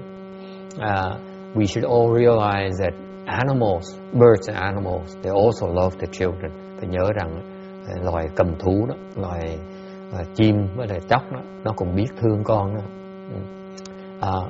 And if we celebrate the birth of our son at the expense of their children's lives, how can we be at peace or have fun? Thế nên mình vui mừng bằng cách là giết cái con của người khác thì làm sao tâm mình yên được, làm sao mình sung sướng được? Okay. 1000. Why? Huh? Yeah. Lots of slides. This is coming on the second year. Con này cũng nói sao nhiều tấm vậy, sao nói cái năm thứ nhì, đang giảng kinh năm thứ nhì rồi. Why? At the difficult time of birth, there are uncountable evil ghosts, such as Wang Liang, goblins and spirit beings, who desire to eat the strong-smelling blood. I quickly cause the earth spirits of that household to protect the mother and child, allowing them to be peaceful and happy and to obtain benefit. When people in such households see this benefit, they should establish merit in response to the earth spirits. If instead of doing this, they harm, kill, and assemble all the relatives together for feasting and playing, they will undergo a retribution for this violation which harms both mother and child.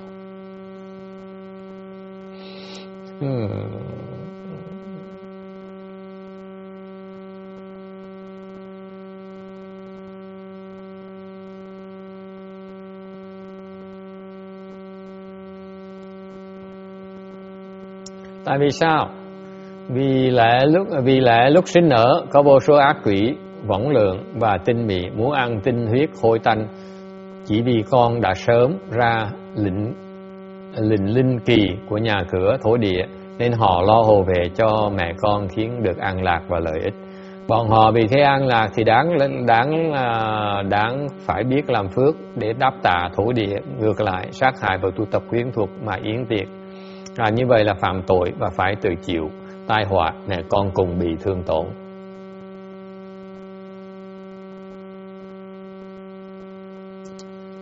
With every single successful birth, mỗi lần mà sinh đẻ con mà có sự thành công, okay, it's because of the fact that they obtain some protection. Sinh đẻ mà thành công tại vì được giúp đỡ, được bảo vệ. There are some troublemakers called Wang Liang and Jing Mei. Có những cái loài quỷ tên là võng lượng với là tinh mị. Okay. Including mountain and water essences. Many different kinds. Có đủ loại hết đó. Cái tuổi này đủ loại hết. They all come at birth time and fight for food. Nó nghe khi mình sanh đẻ một cái, nó tới nó giành nhau nó ăn. Ăn gì? Ăn cái đồ tanh tươi của mình. They eat all these stuff. Okay. Like vultures and scavengers. Như dưa hấu vậy đó. And so at every single birth, okay, is an attraction. Every single birth event attract all these beings to come over and feast on the birth impurities, defilements. Khi mình sinh đẻ ra là những cái tụi quỷ này nó tới, nó bị thu hút tới để nó ăn. Đây là buổi tiệc của nó. This is the feast. Dễ sợ như vậy. Every single birth is a feast for them. Mỗi lần sinh đẻ ra là một cái đại tiệc của tụi nó. Mà để tụi nó tới, if you allow them to come and feast unrestrained, để cho nó tới, nó sẽ làm hại, gieo hại cho mẹ con. They will inflict harm to the mother and child.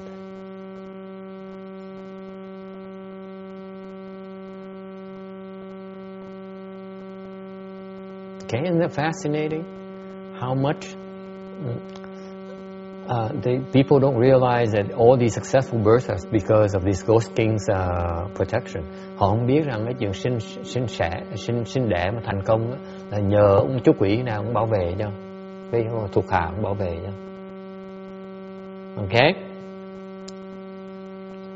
And little do people know that when a child is born is a very joyous event for the heavenly spirits, and they chant 1,600 different sounds. Quý vị không biết nữa, mỗi lần sinh ra một đứa con á, là các vị thiên thần á, rất là hoan hỷ, rất là sung sướng, rất là vui vẻ, ca hát. Có biết chuyện đó không? Birth is a very happy event for them. Okay. On the other hand, on the flip side, ngược lại bên kia, there are yakshas and rakshasas who enjoy eating human fetuses. And ngược lại, có một những loài già xoa với la sát đó, nó chuyên môn nó giết những cái bào thai. Còn chứ mình không đẻ ra được, không sanh đẻ được. Okay. Or they can inflict harm during pregnancy or kill the child at birth. Okay. Hoặc là họ làm cho sảy thai, hoặc là họ giết đứa con bé khi mới sanh ra. Tụi quỷ này như vậy. This is from their own prior killing karmas. Chuyện này xảy ra, những người có bị tai họa như vậy là tại vì lúc trước tạo cái nghiệp. Okay. Tạo nghiệp sát. Not because of the earth spirit's failure to provide protection. Mặc dầu mấy chú quỷ sinh mạng này muốn giúp được, cũng không giúp được, tại cái nghiệp nó nặng quá rồi. Chú quỷ không đủ sức để mới giúp. You have to realize that this lifespan Ghost King here, his job is to provide protection for you to have a good birth. Ông chú quỷ sinh mạng này muốn bảo vệ cho mình để mình sinh đẻ thành công. Ông muốn mình thành công. Đều tại cái nghiệp nó nặng quá, ông không đủ sức để mà giúp mình. Because our prior killing karma is so heavy, they cannot provide protection to you. They're helpless. Okay?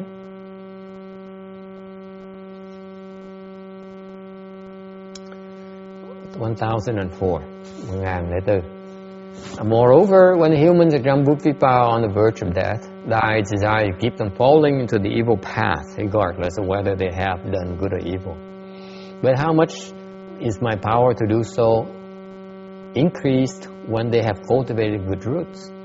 When a practitioner of good in Jambudvipa is about to die, there are hundreds of thousands of ghosts and spirits of the evil ways who transform themselves and appear as the parents, relatives, and friends of the dying in an attempt to lead him to fall into the evil path.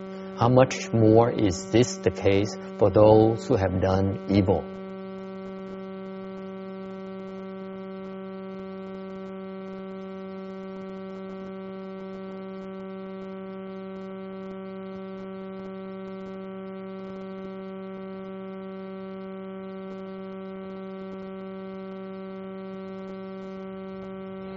Lại nữa, người nhiễm phu khi sắp chết, bất cứ họ thiện hoặc ác, con muốn khiến họ đều được khỏi đọa ác đạo. Huống chi từ biết làm lành thì tăng năng lực cho con. Tại tấu diêm phù này, những người biết làm lành mà khi sắp chết vẫn có trăm ngàn ác đạo quỷ thần, hoặc biến làm cha mẹ cho đến chưa quyến thuộc, nhận tiếp người chết làm lọt ác đạo, huống chi những kẻ vốn chỉ biết làm ác. He's speaking the truth, kể ra cái chuyện xảy ra khi mình chết. While the prior section he talks about birth. Phần trước ông nói về cái phần sinh, bây giờ phần chết. Now because he watches us from birth to death. Ông chú quỷ này, ông lo mà trách nhiệm, ông phụ trách cái chuyện mình sinh, chuyện tử mà. Hồi nãy ông nói chuyện sinh, bây giờ nói chuyện tử. Okay.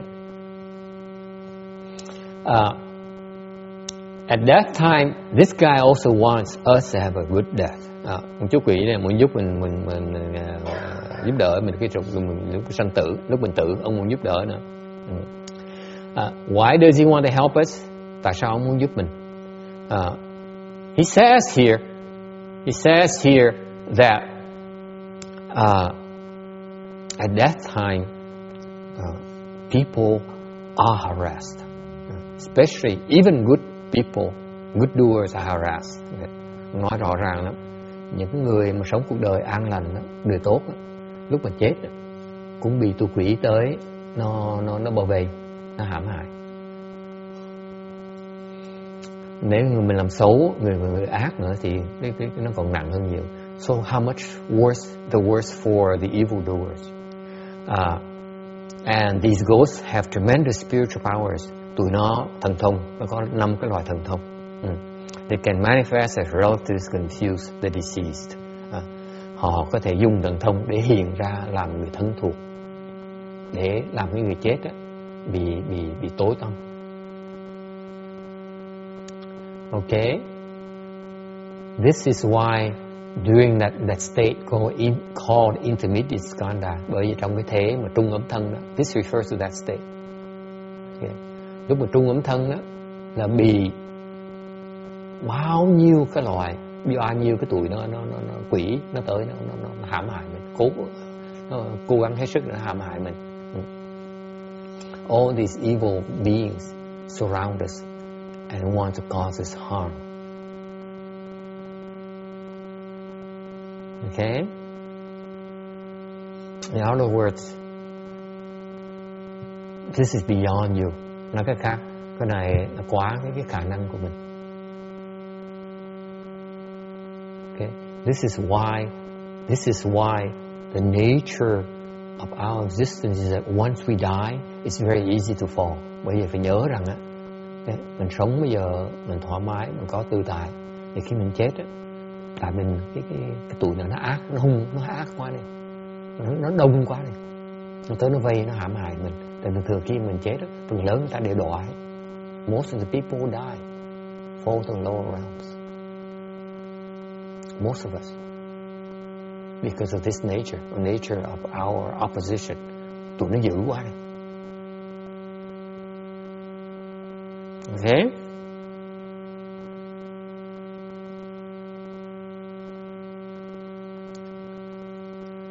Keep in mind that even though it depends on what karma, which karma is mature, gọi là tùy cái nghiệp trước mình, cái nào nó chín, nó thành tựu. Even though this lifetime you practice good, and you still are destined towards a bad path. On the other hand, the evildoers can be born to a good path because maybe at that point in time the good karmas mature. Thành lúc mà nhiều khi cuộc đời mình làm tốt, nhiều khi mình chết mình cũng đọa như thường, hoặc cuộc đời mình làm chết, mình làm ác, mà lúc mình chết mình vẫn được sanh vào cái quả tốt. Là tại sao? Tùy cái nghiệp nào Tùy cái chủng tử nào nó thành tựu lúc đó. Chủng tử lúc mà mình chết đó, chủng tử mà tốt á, thành tựu thì mình được giải thoát. Còn mà chủng tử mà ác mà nó chín á, thì mình chịu đọa, mình sẽ bị đọa. Okay. This is why only Mahayana. Bởi vậy chỉ có bên pháp Đại thừa mình mới có cái pháp để ảnh hưởng vào cái chủng tử cái nào nó chín rồi. This is Mahayana has the only thing that clearly spells out this time, this crucial time point here in our life that enables that has the dharma to help the maturing of these good dharmas, good karmas, good seeds. Chỉ Đại thừa mới có thôi. Only Mahayana. Hinayana does not have it. Bên Tiểu thừa cũng không có nữa. Okay? Let me correct myself. The Hinayana they don't have enough. They are not capable of really overcoming a lot of these karmas, these evil karmas. Nói sửa lại là bên Nguyên Thủy họ chưa đủ sức để mà cãi lại mấy cái ác khí, mấy cái nghiệp chướng này. In the Pure Land Samadhi Sutra, Tịnh độ Tam Muội Kinh nói, rebirth in heavens or hells, each path has its own greeting personnel. Lúc mà vào trung ấm thân rồi á, this refers to the intermediate skandha state. Okay, when it happens to you, text, you heard from me before. Okay, it should not surprise you anymore. Kinh nói lúc mình vào cái trung ấm thân á, cái cảnh giới trung ấm thân sau khi mình chết á, vào trung ấm thân á, thì mình sinh vào cõi trời hoặc sinh học đọa xuống địa ngục á, là mình biết ngay là cái người tới trước mình là ai. You can tell by the people, the greeting personnel sent your way. Okay, if you are destined for the heavens, the heavenly spirits in heavenly clothing come with music and incense. Nếu mình sanh vào cõi trời á, thì nhận ra ngay lập tức là mình thấy mấy thiên thần hiện tới trước mặt mình, với mặc áo quần đẹp, sang trọng, thơm tho và có âm nhạc để tới rước mình về cõi trời. Okay? If you are supposed to fall, những người mà đáng phải đọa, you see soldiers holding weapons come and surround you. Thì thấy ngục tù nó tới, nó cầm súng, nó cầm binh, cầm đao tới, nó kẹp mình, nó đem đi về. Yes.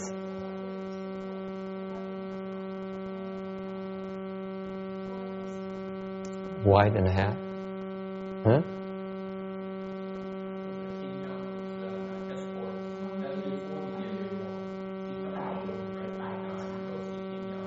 Mm-hmm. Why black hat?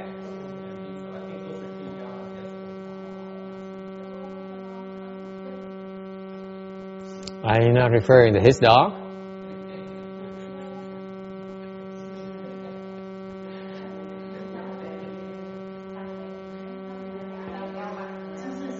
Người theo bằng ngựa đó hả? No, I don't know those guys. Okay, they come in different shapes and forms. Depends on who you are, on your karmas. Might be them too. Might be the house. Not sure. Now,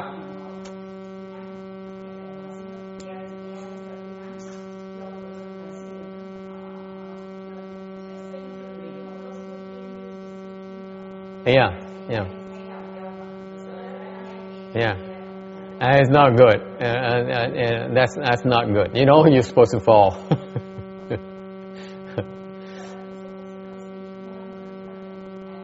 Not always. Not always. For example, if you're at a death time, you're gone right away. You don't need to go to see King Yama. For example, the Arhats, at death time, they don't need to go see King Yama because Arhats, 4th stage Arhats are beyond King Yamas. 3rd stage still have to go see King Yama. 8 quả A-la-hán còn phải tới gặp Diêm Vương. Tứ quả chết một cái là mình đi đâu tùy mình, chứ không phải Diêm Vương quyết định. It's not up to King Yama anymore. They decide where you go. The fourth stage Arhat. Into what?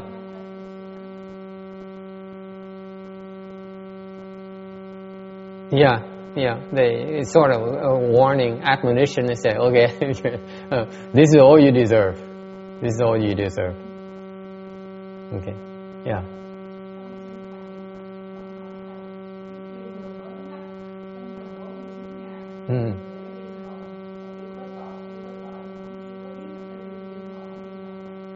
Có tội rồi chứ. Tại cái cuộc sống mình á, cái tội mình á, là cuộc sống vừa rồi đó, nó kết tội cho mình, hoặc là kết phước cho mình. Thành làm sao nó không có tội được, có sẵn hết rồi.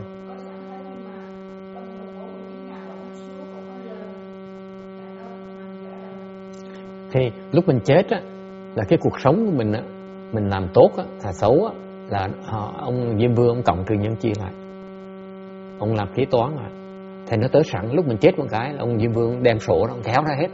Từ khi mà bác mới sinh ra, mới thở cái thở đầu tiên, tới khi bác tắt hơi thở, là tất cả cái nghiệp bác tạo ra đều có ghi sổ hết.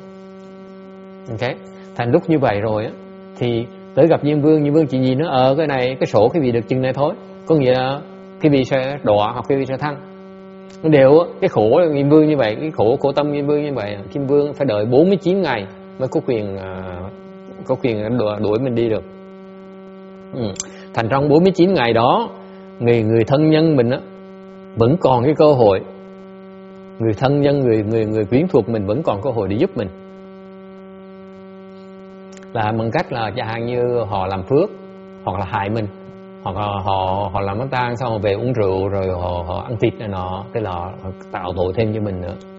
Ngược lại họ tới chùa, họ yêu cầu làm lễ này nọ, thì đang tạo phước cho họ, thì cái phước đó nó cộng thêm vào cái sổ của mình trong 49 ngày đó. Thành Diêm Vương phải đợi 49 ngày luôn, 7 tuần luôn, 7 lần liên tiếp.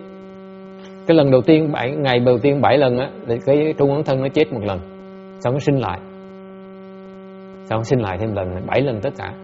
Thành ra mình có 7 lần, 7 cơ hội để mà được đi luôn.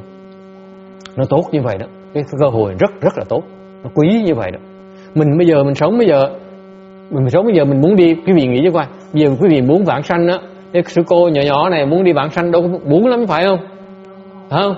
Cô với tôi giống nhau vậy, mình muốn vãng sanh dễ sợ, mình đâu vãng sanh được đâu, mình chịu thôi, mình phải đợi cái duyên tới mình mới vãng sanh được. Còn lúc mà trung ấn thân là lúc mình chết á, 7 tuần mà có được 7 lần liên tiếp mình có thể được giải thoát luôn. Nó quan trọng như vậy đó. Tại cái pháp 49 ngày là pháp đại quan trọng, đại quan trọng. I explained to her. She says the question she has is, when you die, how you innocent? You start a clean slate. No. When you die, you go into an intermediate kind of state. Most of us will, and that means that whatever you done in your past life is tallied up, and then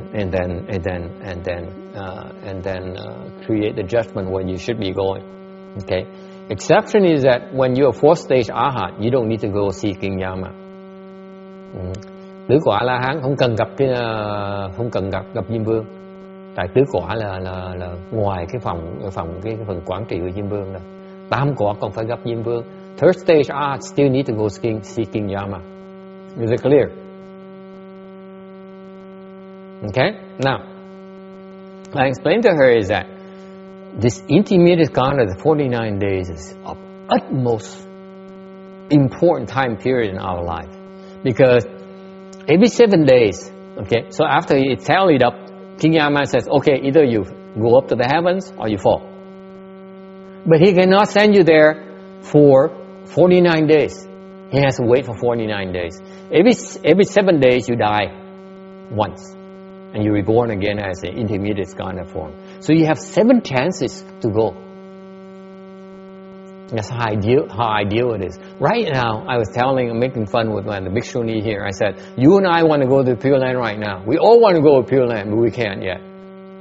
Whereas when you die, you have 7 chances in 7 days to go.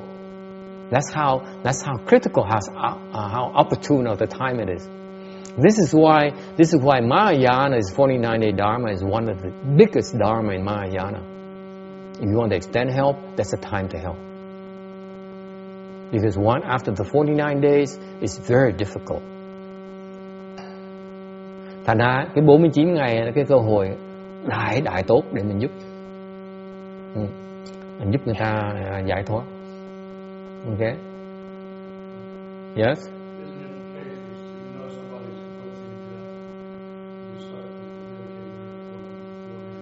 Sure, you can do it too. Yeah. Yes. But it's still only to the extent you're able to help. But if you are not, you have to be careful about this text. Every little bit helps. Ông này nói trước khi biết người ta sắp chết rồi, trước khi người ta chết á, mình làm công đức xong rồi hướng cho người ta, thì không phải là giúp mà, tại vì trước khi mình như vậy người ta hưởng công đức, ok, để ta làm chuyện tốt cho họ. Nhưng điều phải nhớ như vậy nè, you have to realize this. The kind of help you are able to extend to your loved one or the people you care for is not beyond your ability. Only to the extent of your ability. Meaning that if you are not able to escape birth and death yet, then your help cannot help them escape birth and death either. Is that clear? So you want to help, but that help is really still not optimal yet. This is when you need to be humble and say, hey, I know it's important. I'm going to have to do my part. But if someone else can do it better than me, if I have a chance, I'm going to ask for help. That's even better. Does it make sense? Tôi nhắc lại như vậy.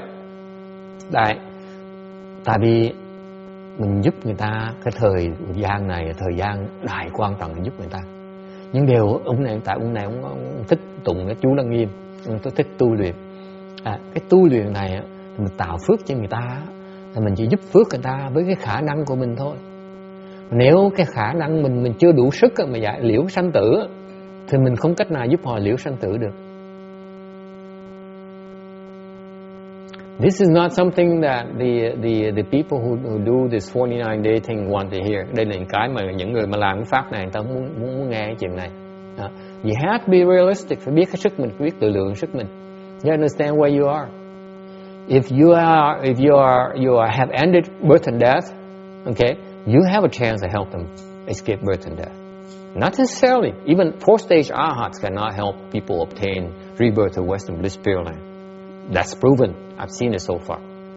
Thành phải hiểu tự lượng sức mình. Chẳng hạn như người tứ của A-la-hán là tự chỉ lo cho mình thôi, chứ chưa đủ sức giúp người khác nữa. Tôi thấy đó rồi. Ok. Thành lúc mình giúp người ta phải biết cách giúp, phải biết tự lượng sức của mình. You have to translate it too, because I know Ruching doesn't worry about this anymore, but she needs to understand this. Okay. Biết tự lượng sức mình. Mình giúp là giúp một chuyện thôi. Mình chỉ giúp với cái sức của mình thôi. Thành ra tôi nói khuyên cái ông này, tại ông này cũng hơi vẫn chưa hiểu cái phần đó, là mình giúp á, làm tốt người ta là chuyện tốt, nhưng điều cái sức giúp của mình chưa đủ để người ta giải thoát. Phải hiểu cái đó. Okay? Any questions? Yes.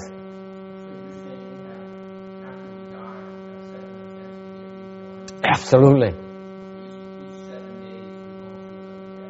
Yes. 7 times. We have 7 chances. You can choose. You know, right now we have no choice. Okay, but wait until our death. But upon our death, we have 7 chances. So, for example, let me tell you, Randy. Okay. Last year, I sent someone off to Western bliss Pure Land.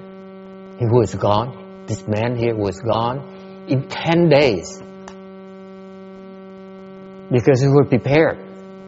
He had a rebirth plaque before he dies. So when he dies, we executed a 49-day Dharma. So he has all these blessings accrued. And then the 49-day Dharma, I had to have very little work to be done. That's how happy I was to find out. Otherwise, it's hard work. I mean, it's uphill battle. Remember, all these guys are surrounding and trying to harm him. So you have to fight them all. It's a lot of work. Let me translate this. Excuse me, hang on to this, because otherwise I forget. I get older and I become forgetful. Phần này phần quan trọng. Ông hỏi vậy. Cái lúc mình chết á, cái trung ấm thân mình có được 7 lần là mình đi được. Nói bởi cái đó nó quan trọng cho đó. Lúc mình chết á, mình có được 7 tuần mình có thể quyết định đi. Bởi vì cái cơ hội đi rất là tốt. Không có cái nào lúc nào mà tốt bằng lúc đó hết. Ok. Thành ra tôi nói ví dụ năm ngoái á, có một người tới yêu cầu tôi giúp đi á, thì cái ông này á, là bà vợ ông á, thỉnh của bài vị vãng sinh cho ông trước rồi, lúc còn sống á. Chùa mình mới có nghe, mấy chùa khác không có nghe. Mấy chùa khác phải đợi chết á mới thỉnh bài vị vãng sinh được. Chùa mình á cho phép cái vị thỉnh bài vị vãng sinh trước khi mà chết. Tại sao như vậy? Để soạn đường để mới đi. Hiểu không? Tại lúc mình chết á mới thỉnh bài vị vãng sinh, lúc đó thì nó hơi trễ rồi. Chẳng bây giờ mình tích tụ trước. Cô Phước Tường Nga hiểu không? Thỉnh bài vãng sinh để mình làm sửa soạn trước. Rồi khi 49 ngày ấy, cái ông này lúc 49 ngày ấy, có 10 ngày tôi gửi ông đi ngay, có 8 ngày tới 10 ngày ông đi ngay, tôi không nhớ rõ, hình như 8 hoặc là 10 ngày thôi. Ông đi ngay, ông không đợi nữa. Nó là như vậy đó. Tại vì mình làm đúng á, thì nó dễ dàng đó. Còn làm khó khăn đợi lúc cuối mà làm nó cực dễ, cực đại là khó khăn. Tại vì nó biết bao nhiêu vàng trăm vàng tụi ma quỷ nó tới nó vây nó quýnh, nó hãm hại mình. Thành thấy phải chọi tụi nó. Cực kỳ là khó khăn vì không phải những chuyện dễ đâu. Yes, question. So you get a plaque for somebody before they die. Is that advantageous? Very advantageous. Advantageous. Okay. This is, if you can afford it. This is thing where you see the minimum is that. Ông hỏi vậy mình thỉnh bài vị trước khi cái bài vị vãng sinh trước khi mình chết là tôi nói cái chuyện nó rất đại tốt. This is what happens. The minimum is that during the 49 days we have the 49 day dharma to help send people off. Okay. Cái quan trọng nhất là pháp 49 ngày. Cái 49 ngày á, mình cơ hội rất là tốt để mình gửi người ta đi. Okay. And if you have the means, get the rebirth plaque before that as well. Rồi nếu mà có đủ sức á, thì thỉnh bài vị vãng sinh trước khi mình đi á, thì mình dọn đường để so you pave the way for that. You accrue blessings to our rebirth. You accumulate it beforehand, and then it also for the purpose. The function is after you've gone there, it continues to accrue blessing for you to cultivate in Western Bliss Pure Land. That's our dharma. Thành bên mình á, mình có thỉnh bài vị, cho phép quý vị thỉnh bài vị trước khi mà đi để sửa soạn mà đi. Khi mà đi á, 49 ngày á, thì gửi cái vị đi 49 ngày chắc, cho nó chắc. Xong rồi sau 49 ngày á, thì cái bài vị vãng sanh á, nó tiếp tục tích tụ cái phước đức cho người ta. Bên kia ta có phước để người ta tu, ta thành tựu lệ hơn nữa. So our Pure Land Dharma is unique to so far. This is why we came out of the Pure Land Dharma. Yeah. Even though I learned from my master with Chinese, so I turned it into an American Pure Land Dharma now. We formulated based on the Chinese patriarch's Pure Land Dharma, okay, and I'm expanding that because the last couple of years, last 3 years has been experimental for me. 3 năm vừa rồi tôi đang thử tu nung ta la hết. I experiment because you have to remember that the Asian cultures where I come from, people would tell me if I buy a rebirth plaque before they die, am I causing bad luck for them to die early, that kind of thing. So I was reluctant to try that dharma. Lúc trước văn hóa mình 3 năm rồi tôi thử nhiều cái con đường, nhiều cái pháp khác nhau lắm. Thì cái văn hóa Đông mình ai cũng ngại là thỉnh cái bài vị vãng sanh trước khi mà chết á. Không phải mình làm xúi quỷ người ta chết sớm sao? Người ta ngại chuyện đó. So it's not until people request a rebirth dharma I allow to happen, I see the result of that. without the rebirth Dharma beforehand, it's very hard work for me. Nếu không có bài vọng phản sanh trước khi mà đi trong 49 ngày tới thì công việc nó cực kỳ khó khăn. Mà có bài vì một cái, I have the example of someone who had the rebirth flight and he was gone in 8 to 10 days. Có bài vì một cái 8 ngày đến 10 ngày là đi ngay một tức. Okay, so that's why this is only purely unique to us. Cái này đặc biệt của mình mới có thôi. Okay. All right, and then afterwards, that's when you continue to accrue blessings. Because we generate blessings to help them cultivate. So it's like you keep on having the SSA or SSI coming to you to Western Bliss Spirit Land. Continuous streams. Okay. So the Dharma, the Pure Land Dharma, the American Pure Land Dharma, as we're promoting it, is from preparing, paving for it, sending you there, and then taking care of you after the fact, after you're there. Okay. Thành cái pháp tịnh độ của mình á, của xứ Mỹ này á, lần đầu tiên có xứ này á, là mình sửa soạn để mà gửi đi. Mình gửi đi rồi á, mình tiếp tục gửi phước cho họ tu bên kia. Nó tròn như vậy đó. Cái đây á, xứ này mới có thôi. Trước giờ chưa có. It hasn't happened before. Okay? All right. This is unique to us. Because I've seen it happen, I've seen it work. Last year, I'm convinced that that's the way it should go. That should be.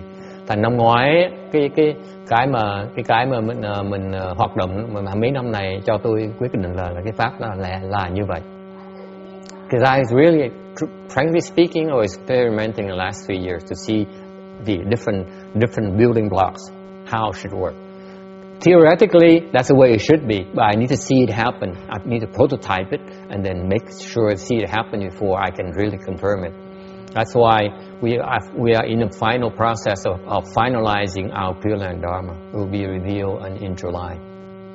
Thành ra cái pháp tịnh độ bên Mỹ này á sẽ được tuyên báo là khoảng chừng tháng 7, đầu tháng 7. Tôi mới bắt đầu lộ ra cái đó. Yes.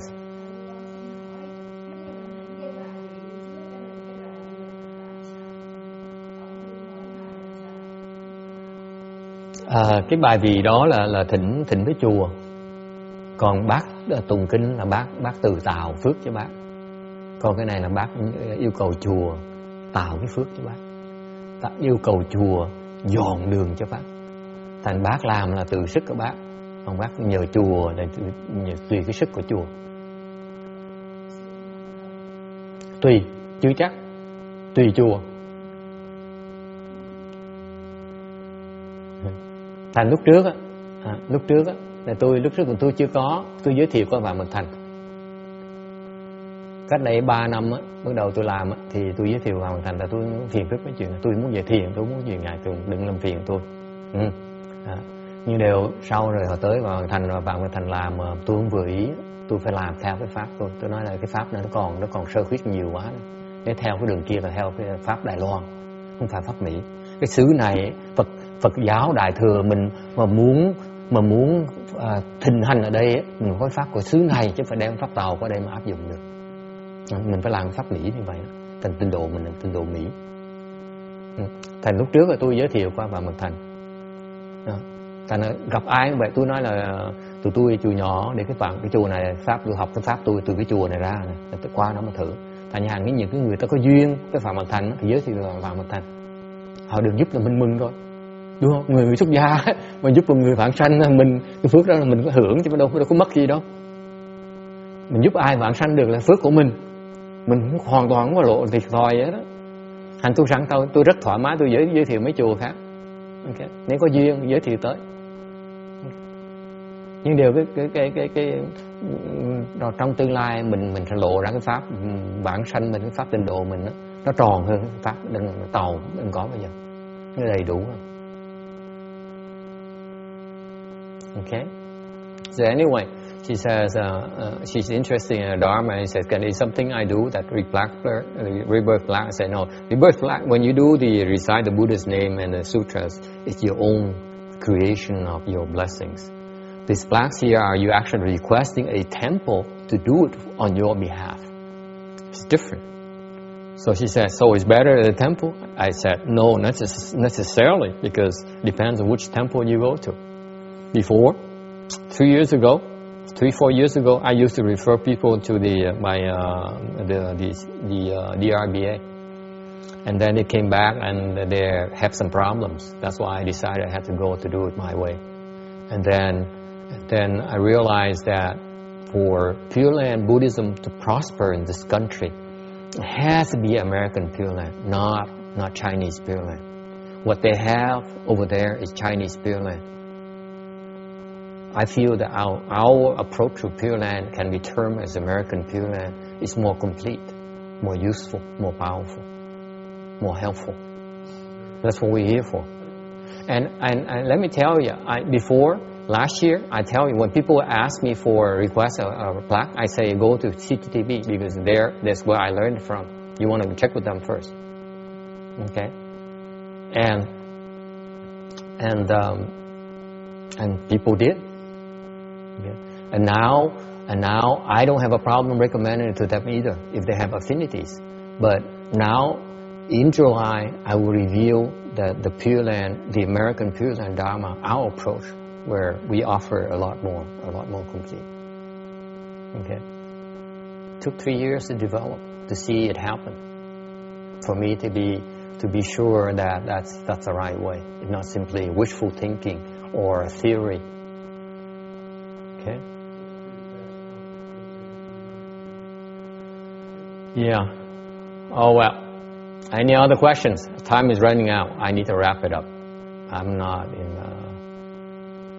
I like to wrap it up today. Okay. Mình ngừng lại ngày hôm nay nha. Any final questions? All right. Thank you. We do the transference. We're trying to help send someone to the Pure Land. So it happened that this person passed away about a month ago. And this is a new thing too, Randy, by the way. And a new thing here because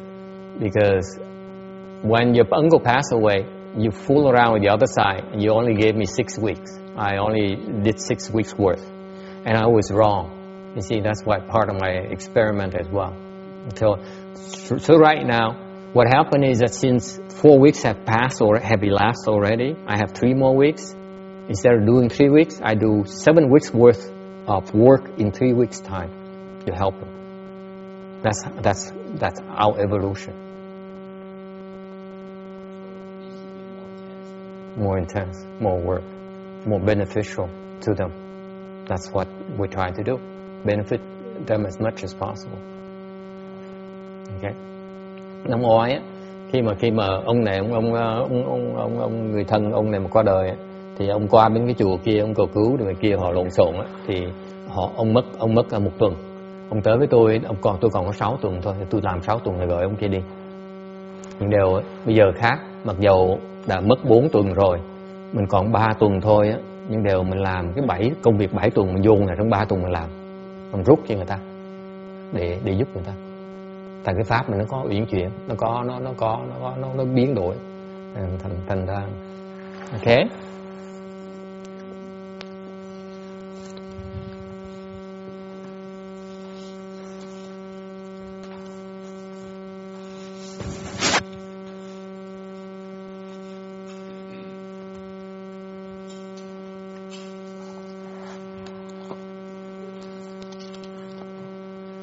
What page are we? Do you remember which page?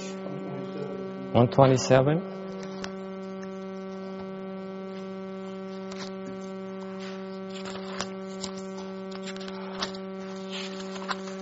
Okay, 127. Vì mở trang 127.